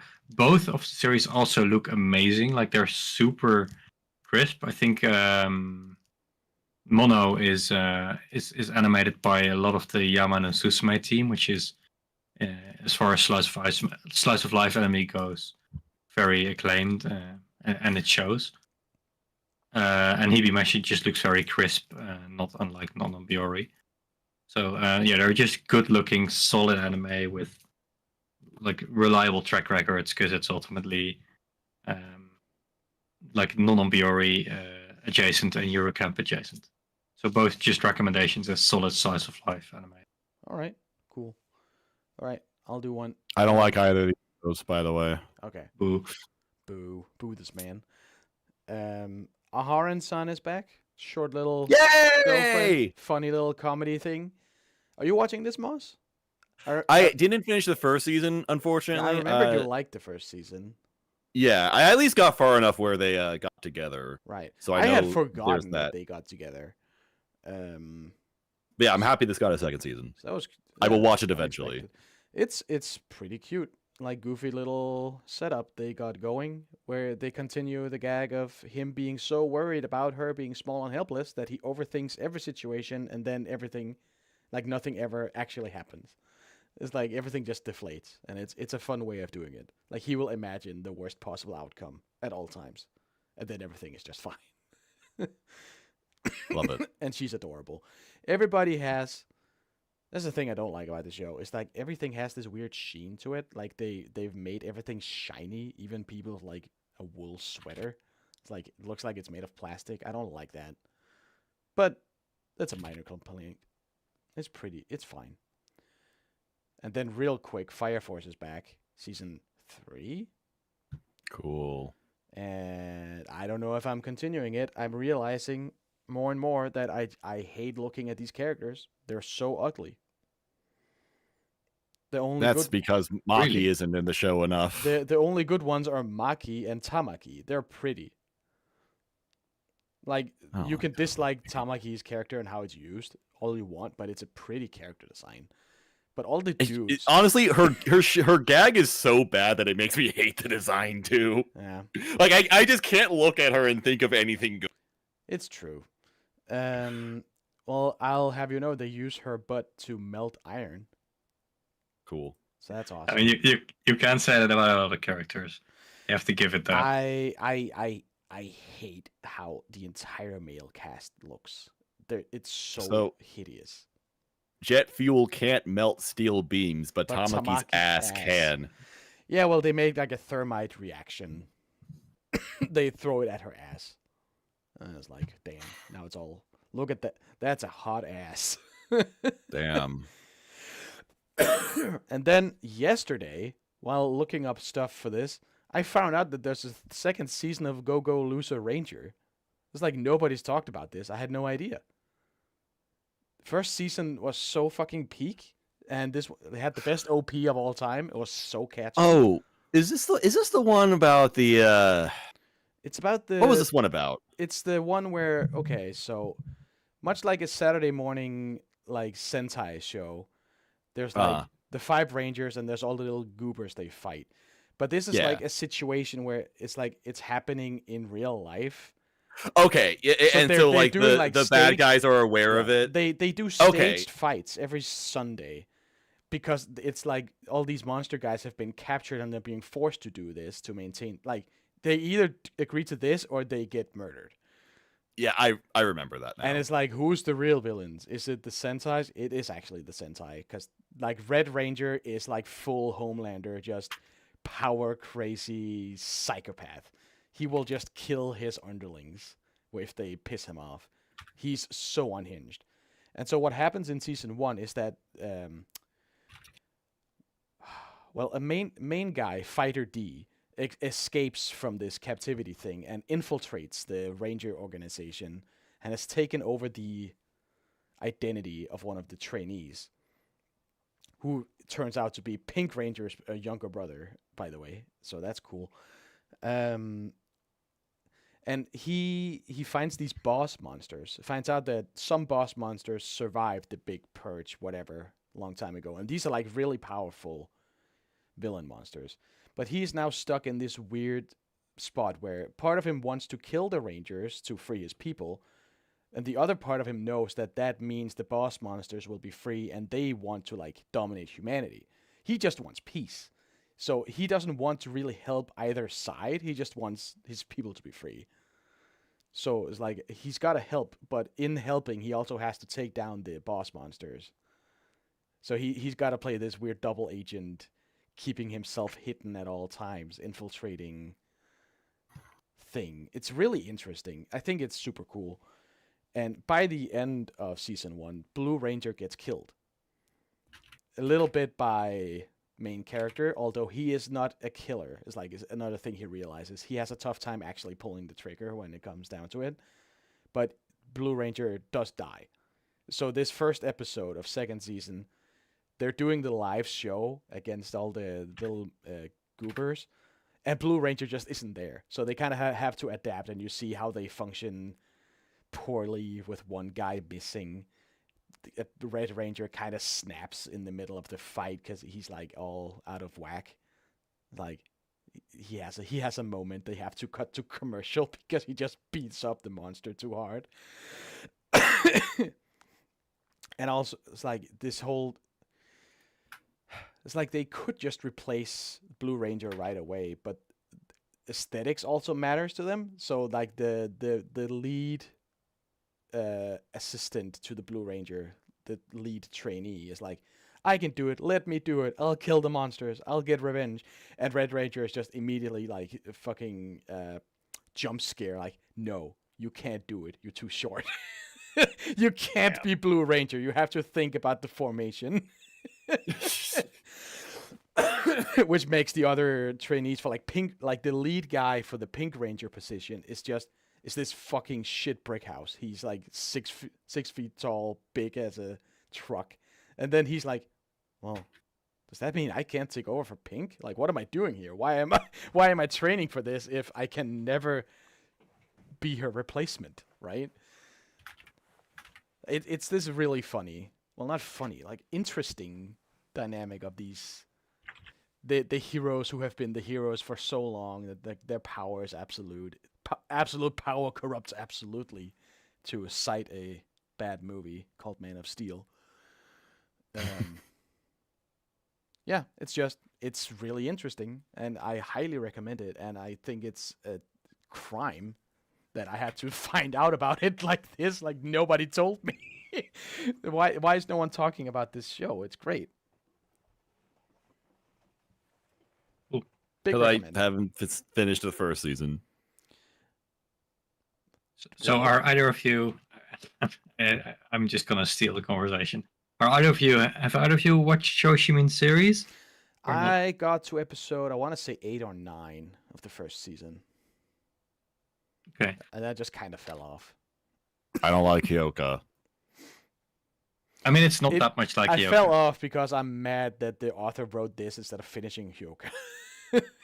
Don't be. This shit is fucking fire. Like, it actually, is good. I did like it. I mean, I don't know to what extent you care about spoilers, but not really.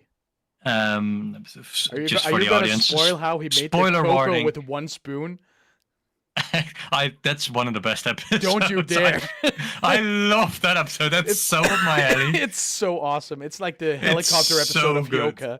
They sit in a room speculating about something completely inconsequential. Yeah, that's most of the first season is kind of like that.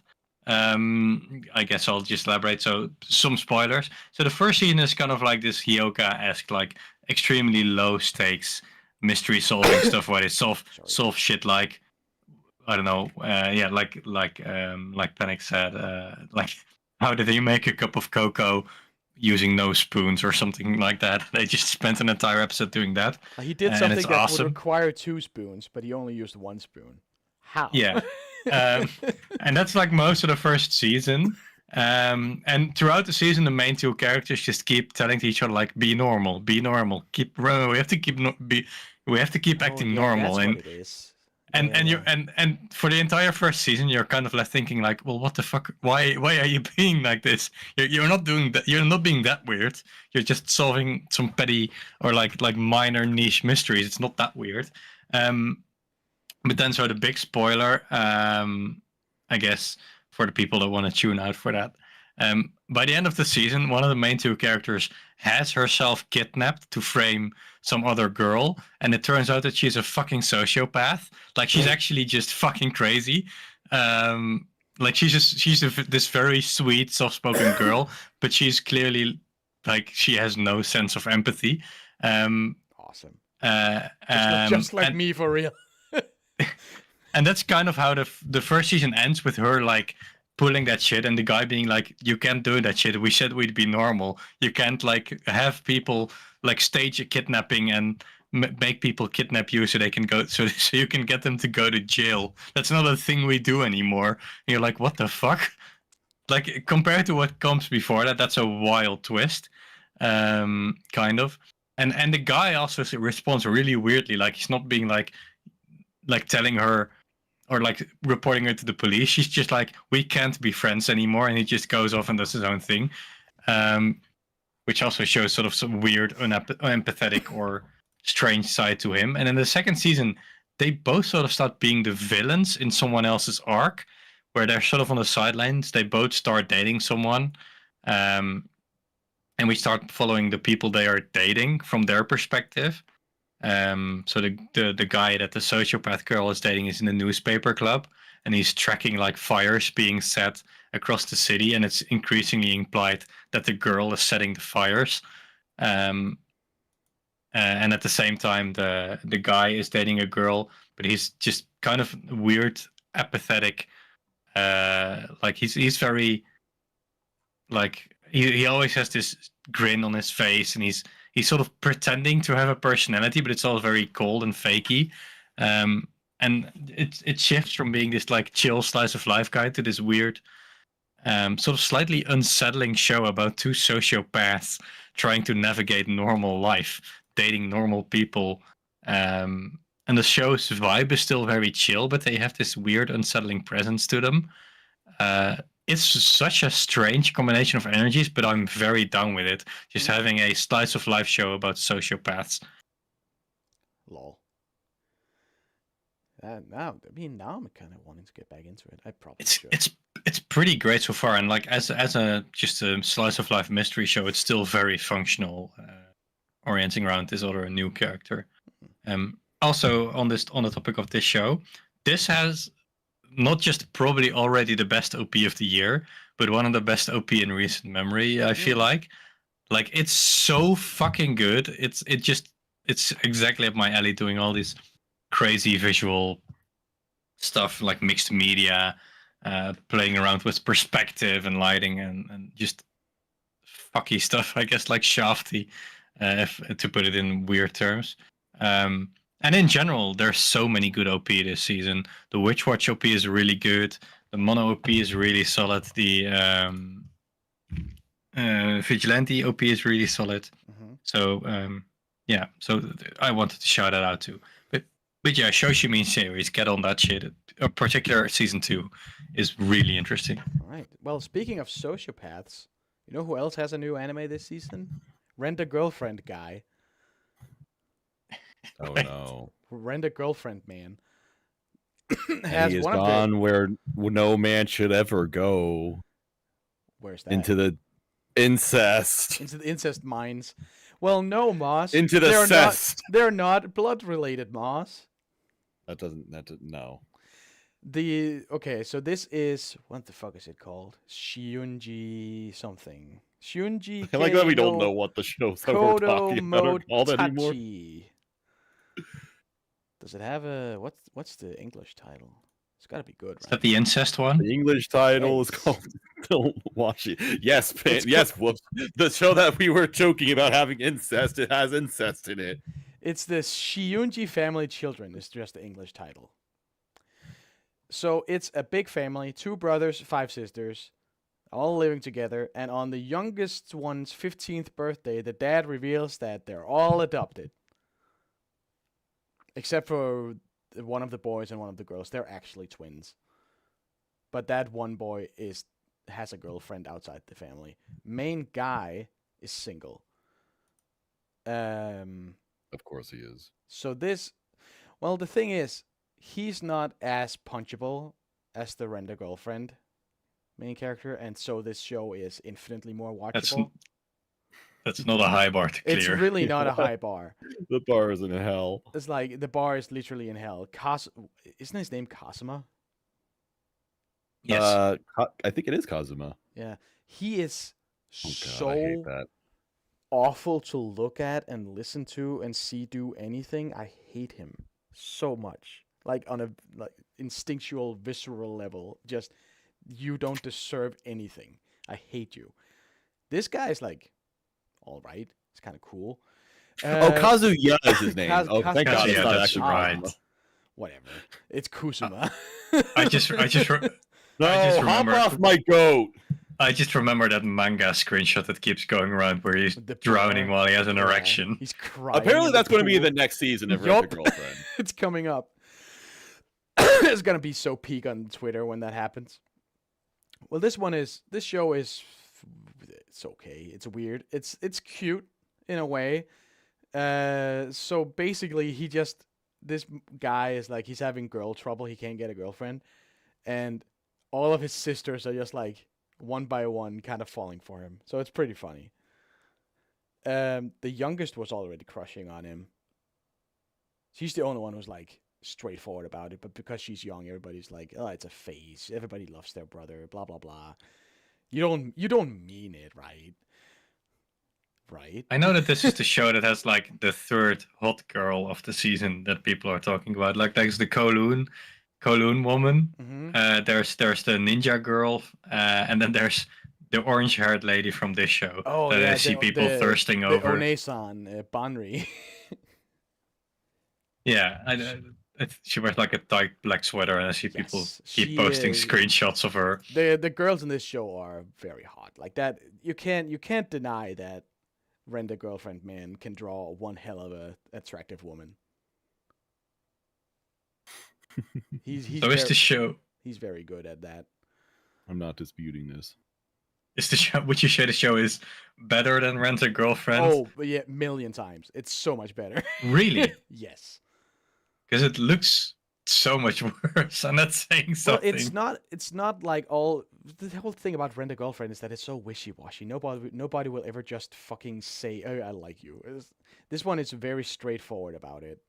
Right. I said with Rent-A-Girlfriend, Rent-A-Girlfriend is like the endless staircase as an anime. Yes. It's this ultimate paradox because that show will never end because the It can't. author loves Chizuru too much. Yeah, he's not Which gonna means he's that not gonna let Chizuru Kazuya cannot cock get him. into a relationship ever. No.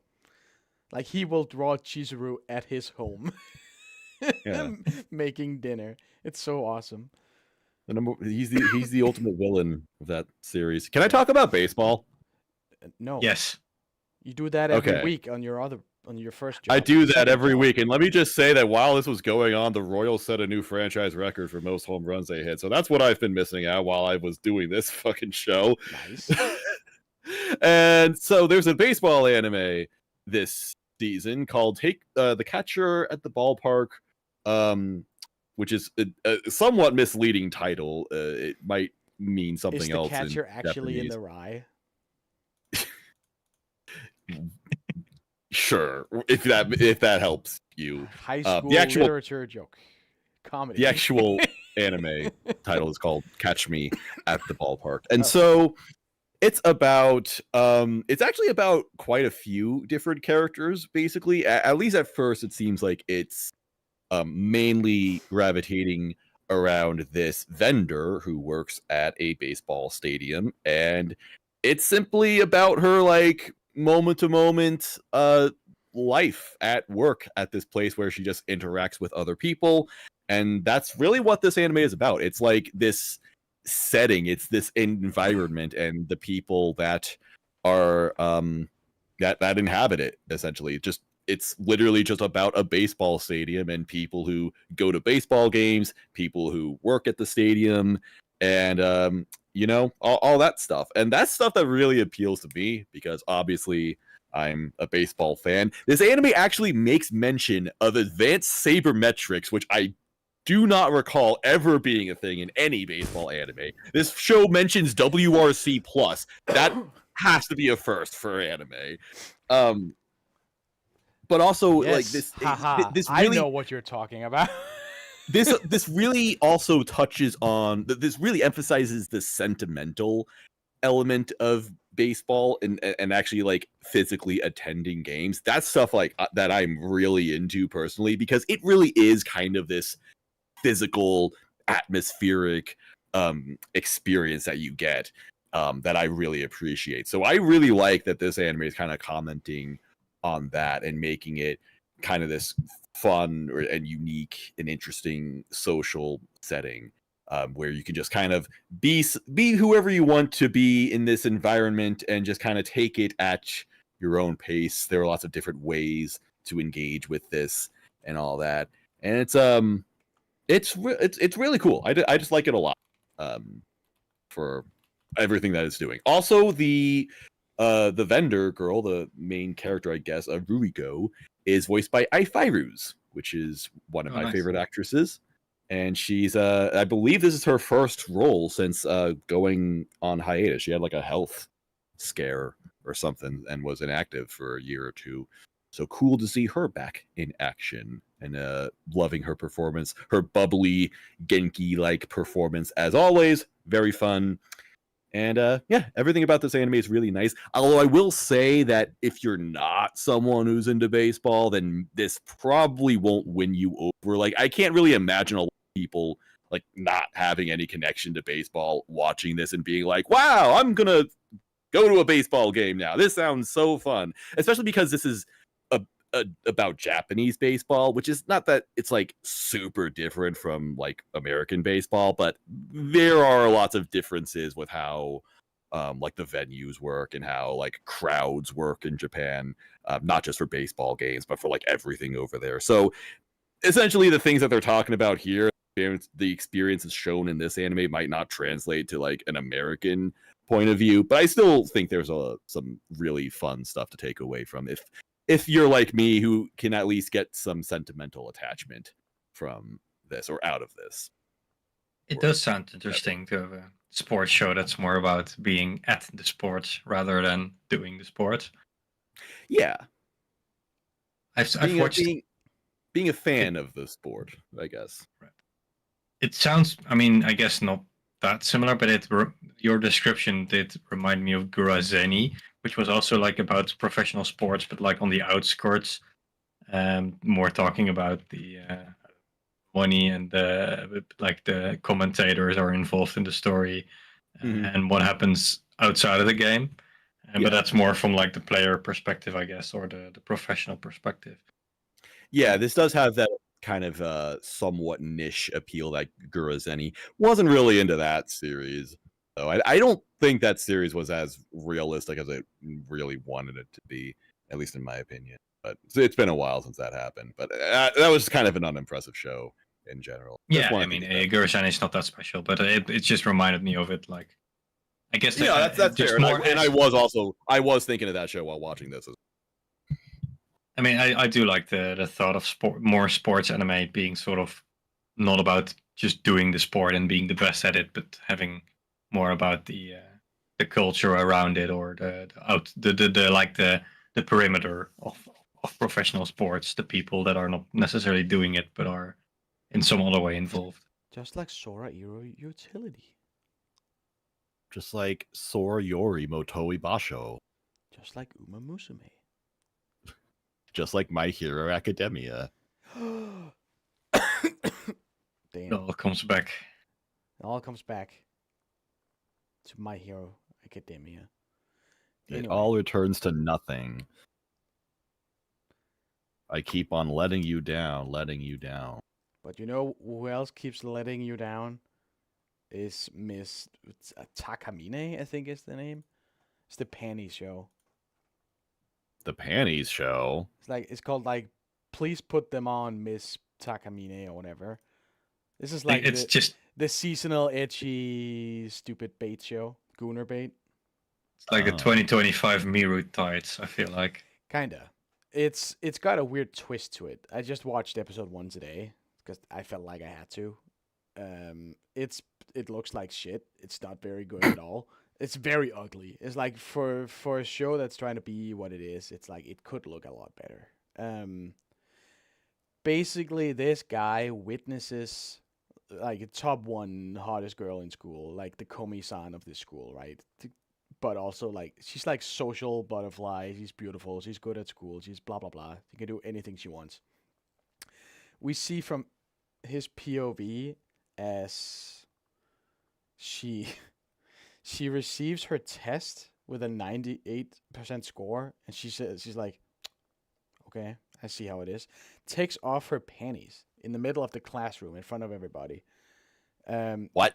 He then wakes up and she gets 100, and he's like, wait a minute. It's like he sees the whole thing play out again, but she gets 100 this time, and some other things happen later. So the entire the premise is that she can rewind time by taking off her underwear.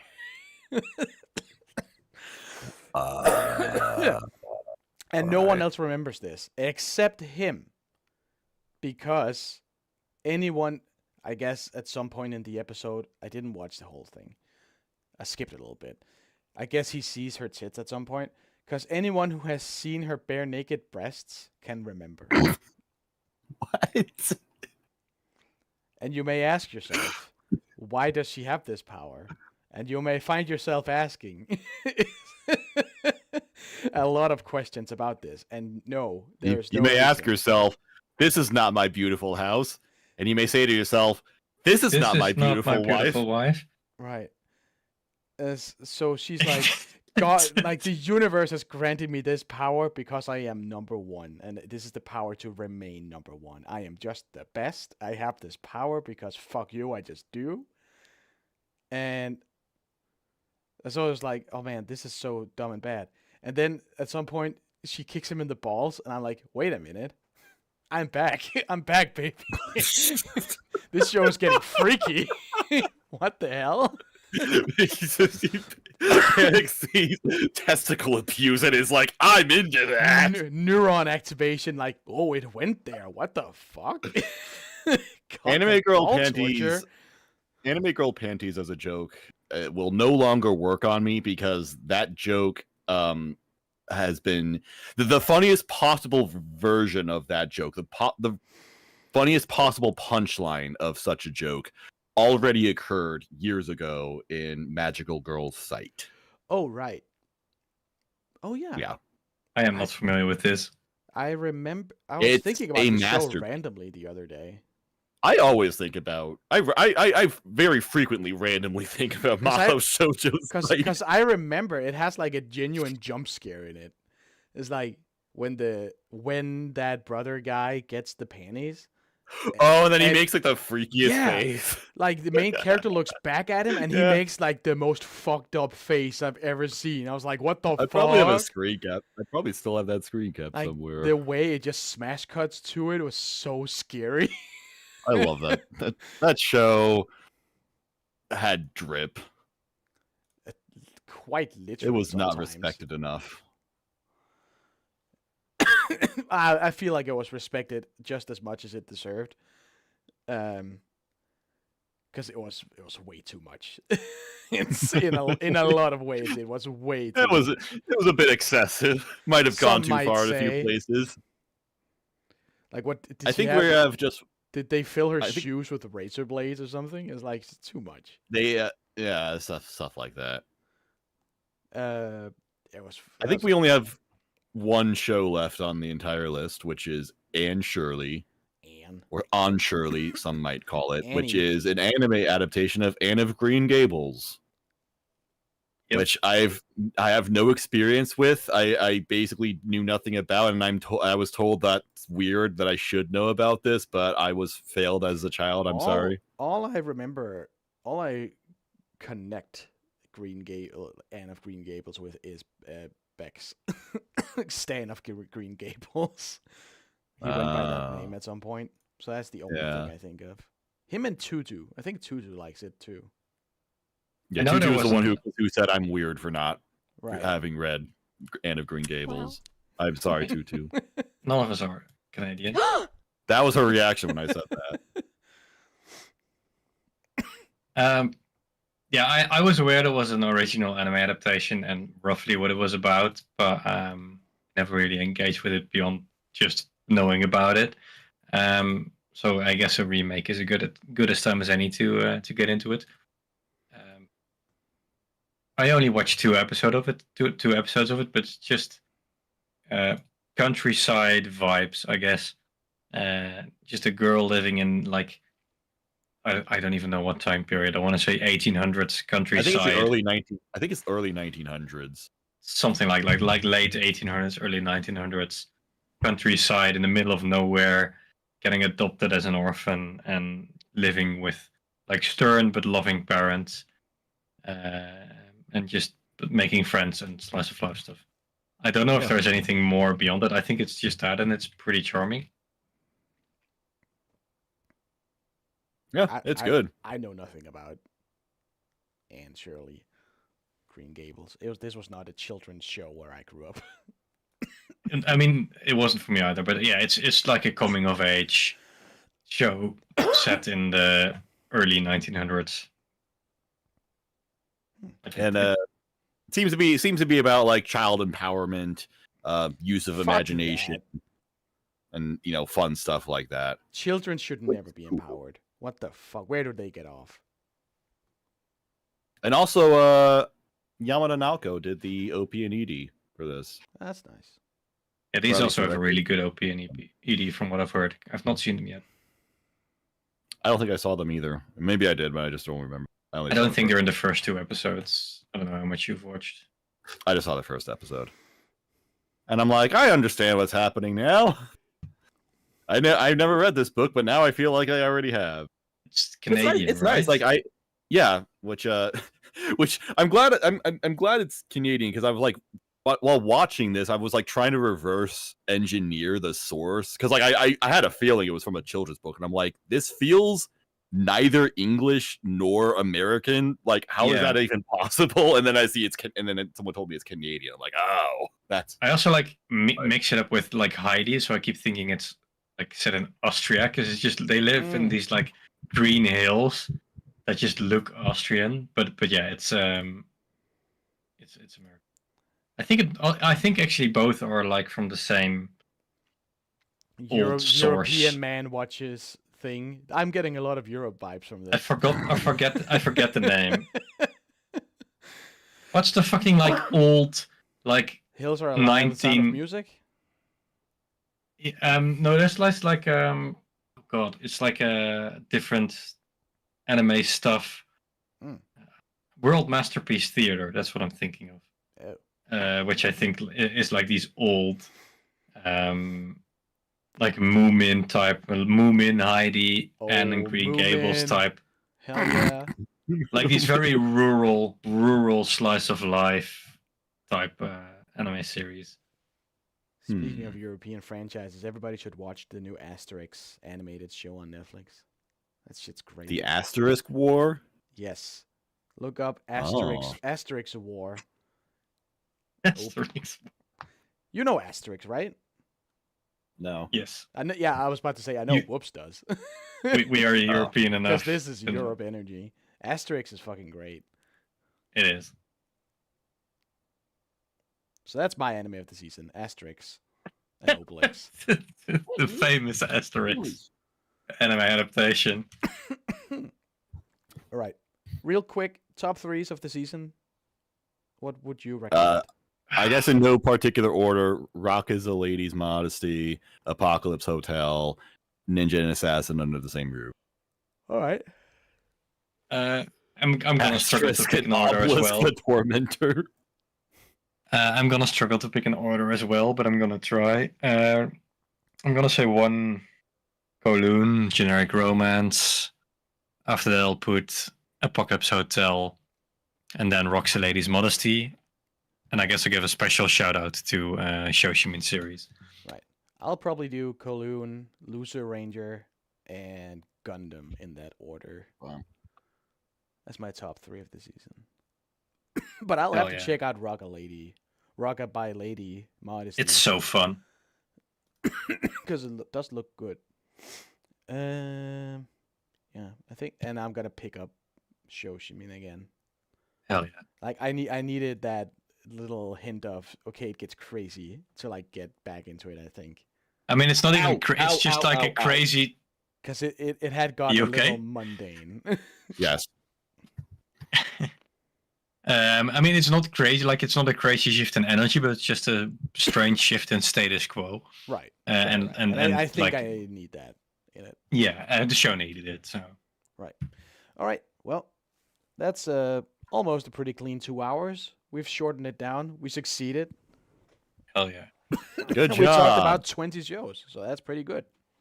Incredible. Hey, that's pretty good. You should watch all of them. You should especially the Pandy Time Travel one. Yeah. In fact, actually just watch that one 20 times instead of the. Don't forget Incest Harem. That's going to be our closer. Anyway. It's been fun. Don't forget Incest Harem. Catch you later in like 2 months' time where we might do the retro again, if we feel like it. Or when we're doing Pokemon again. Or no. Or we'll do some more Pokemon streams here and there. Yeah, we'll do Pokemon streams. There's a couple episodes. We're a Pokemon There's a couple of episodes in the works, right, Moss? Yeah, totally. Yeah. They will come out this season. Would you have time I haven't been saying that for 2 seasons already. No. Oh, but this time it's different, I swear. Last season, I said I would watch 10 shows to completion, and I got almost 3 there. I have like 6 episodes total from across 4 shows. So I'll get there next month. So that's one promise I fulfilled. I can fulfill other promises. Right. I believe in you. Are you available for a Pokemon next Sunday, or do we want to spread that out more? Next Sunday. Or Saturday would be fine for me too. Yeah, I can. So Sunday? Yeah. All right, I might drop by just because it's the last of the Gen 1s. That's the ones I know. The only ones you know. I remembered afterwards that I did play Gold. I never beat it. And then I played Ruby and never beaten it. So like I'm amazed. I'm genuinely amazed that you've like never really played Pokemon besides the first one.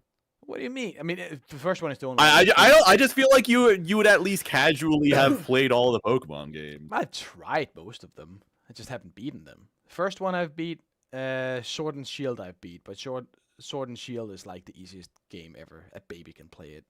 I mean, the others aren't hard either. It gets too complicated at some point. It's really too not much. that complicated. It doesn't. I guess the type chart, remembering the type chart. It's like, where are you going? Do you have to write? Well, games just do that for you at some. It's too much of a bother, and then it does get very like autopilot in the later games, and that's nice. I don't want to think. Scarlet and Violet were good. I like Scarlet. I just want my Pokemon to climb this fucking waterfall without having to bring the right HM. Fuck you. Oh, you know what? You should play Legends Arceus. Legends Arceus was so good. I'm excited to get to the later gens in our discussion. Yeah. All right. Why are we talking about Pokemon? Because we're gonna rate the most bangable Pokemon. We're gonna rate. End this podcast and stop talking to each other immediately. I caught a Lopunny, Batman. I caught a little Lopunny. What? You haven't seen that? No. I caught a Pokemon, Batman. It's a Lopunny. No, Joker. No. Don't do it, Joker. It's an animal. What random Newgrounds animation are you referencing? No, this is pretty recent.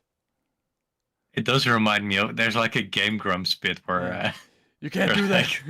about dropping Batman's name accidentally. Like they're sitting at dinner and Oh, like, yeah. Batman, can you Batman, pass the can you pass mustard? me- and everybody's just looking like, who's gonna do it? Batman. And another iced tea, Batman. And Bruce is the only one with an iced tea. Oh, fuck. Oh no, Sean! Oh shit. Oh my god! Okay. Anyway, with It's that, it's 4 Yeah. o'clock. Yeah, we're done. yeah, let's go. Let's get the fuck out of here.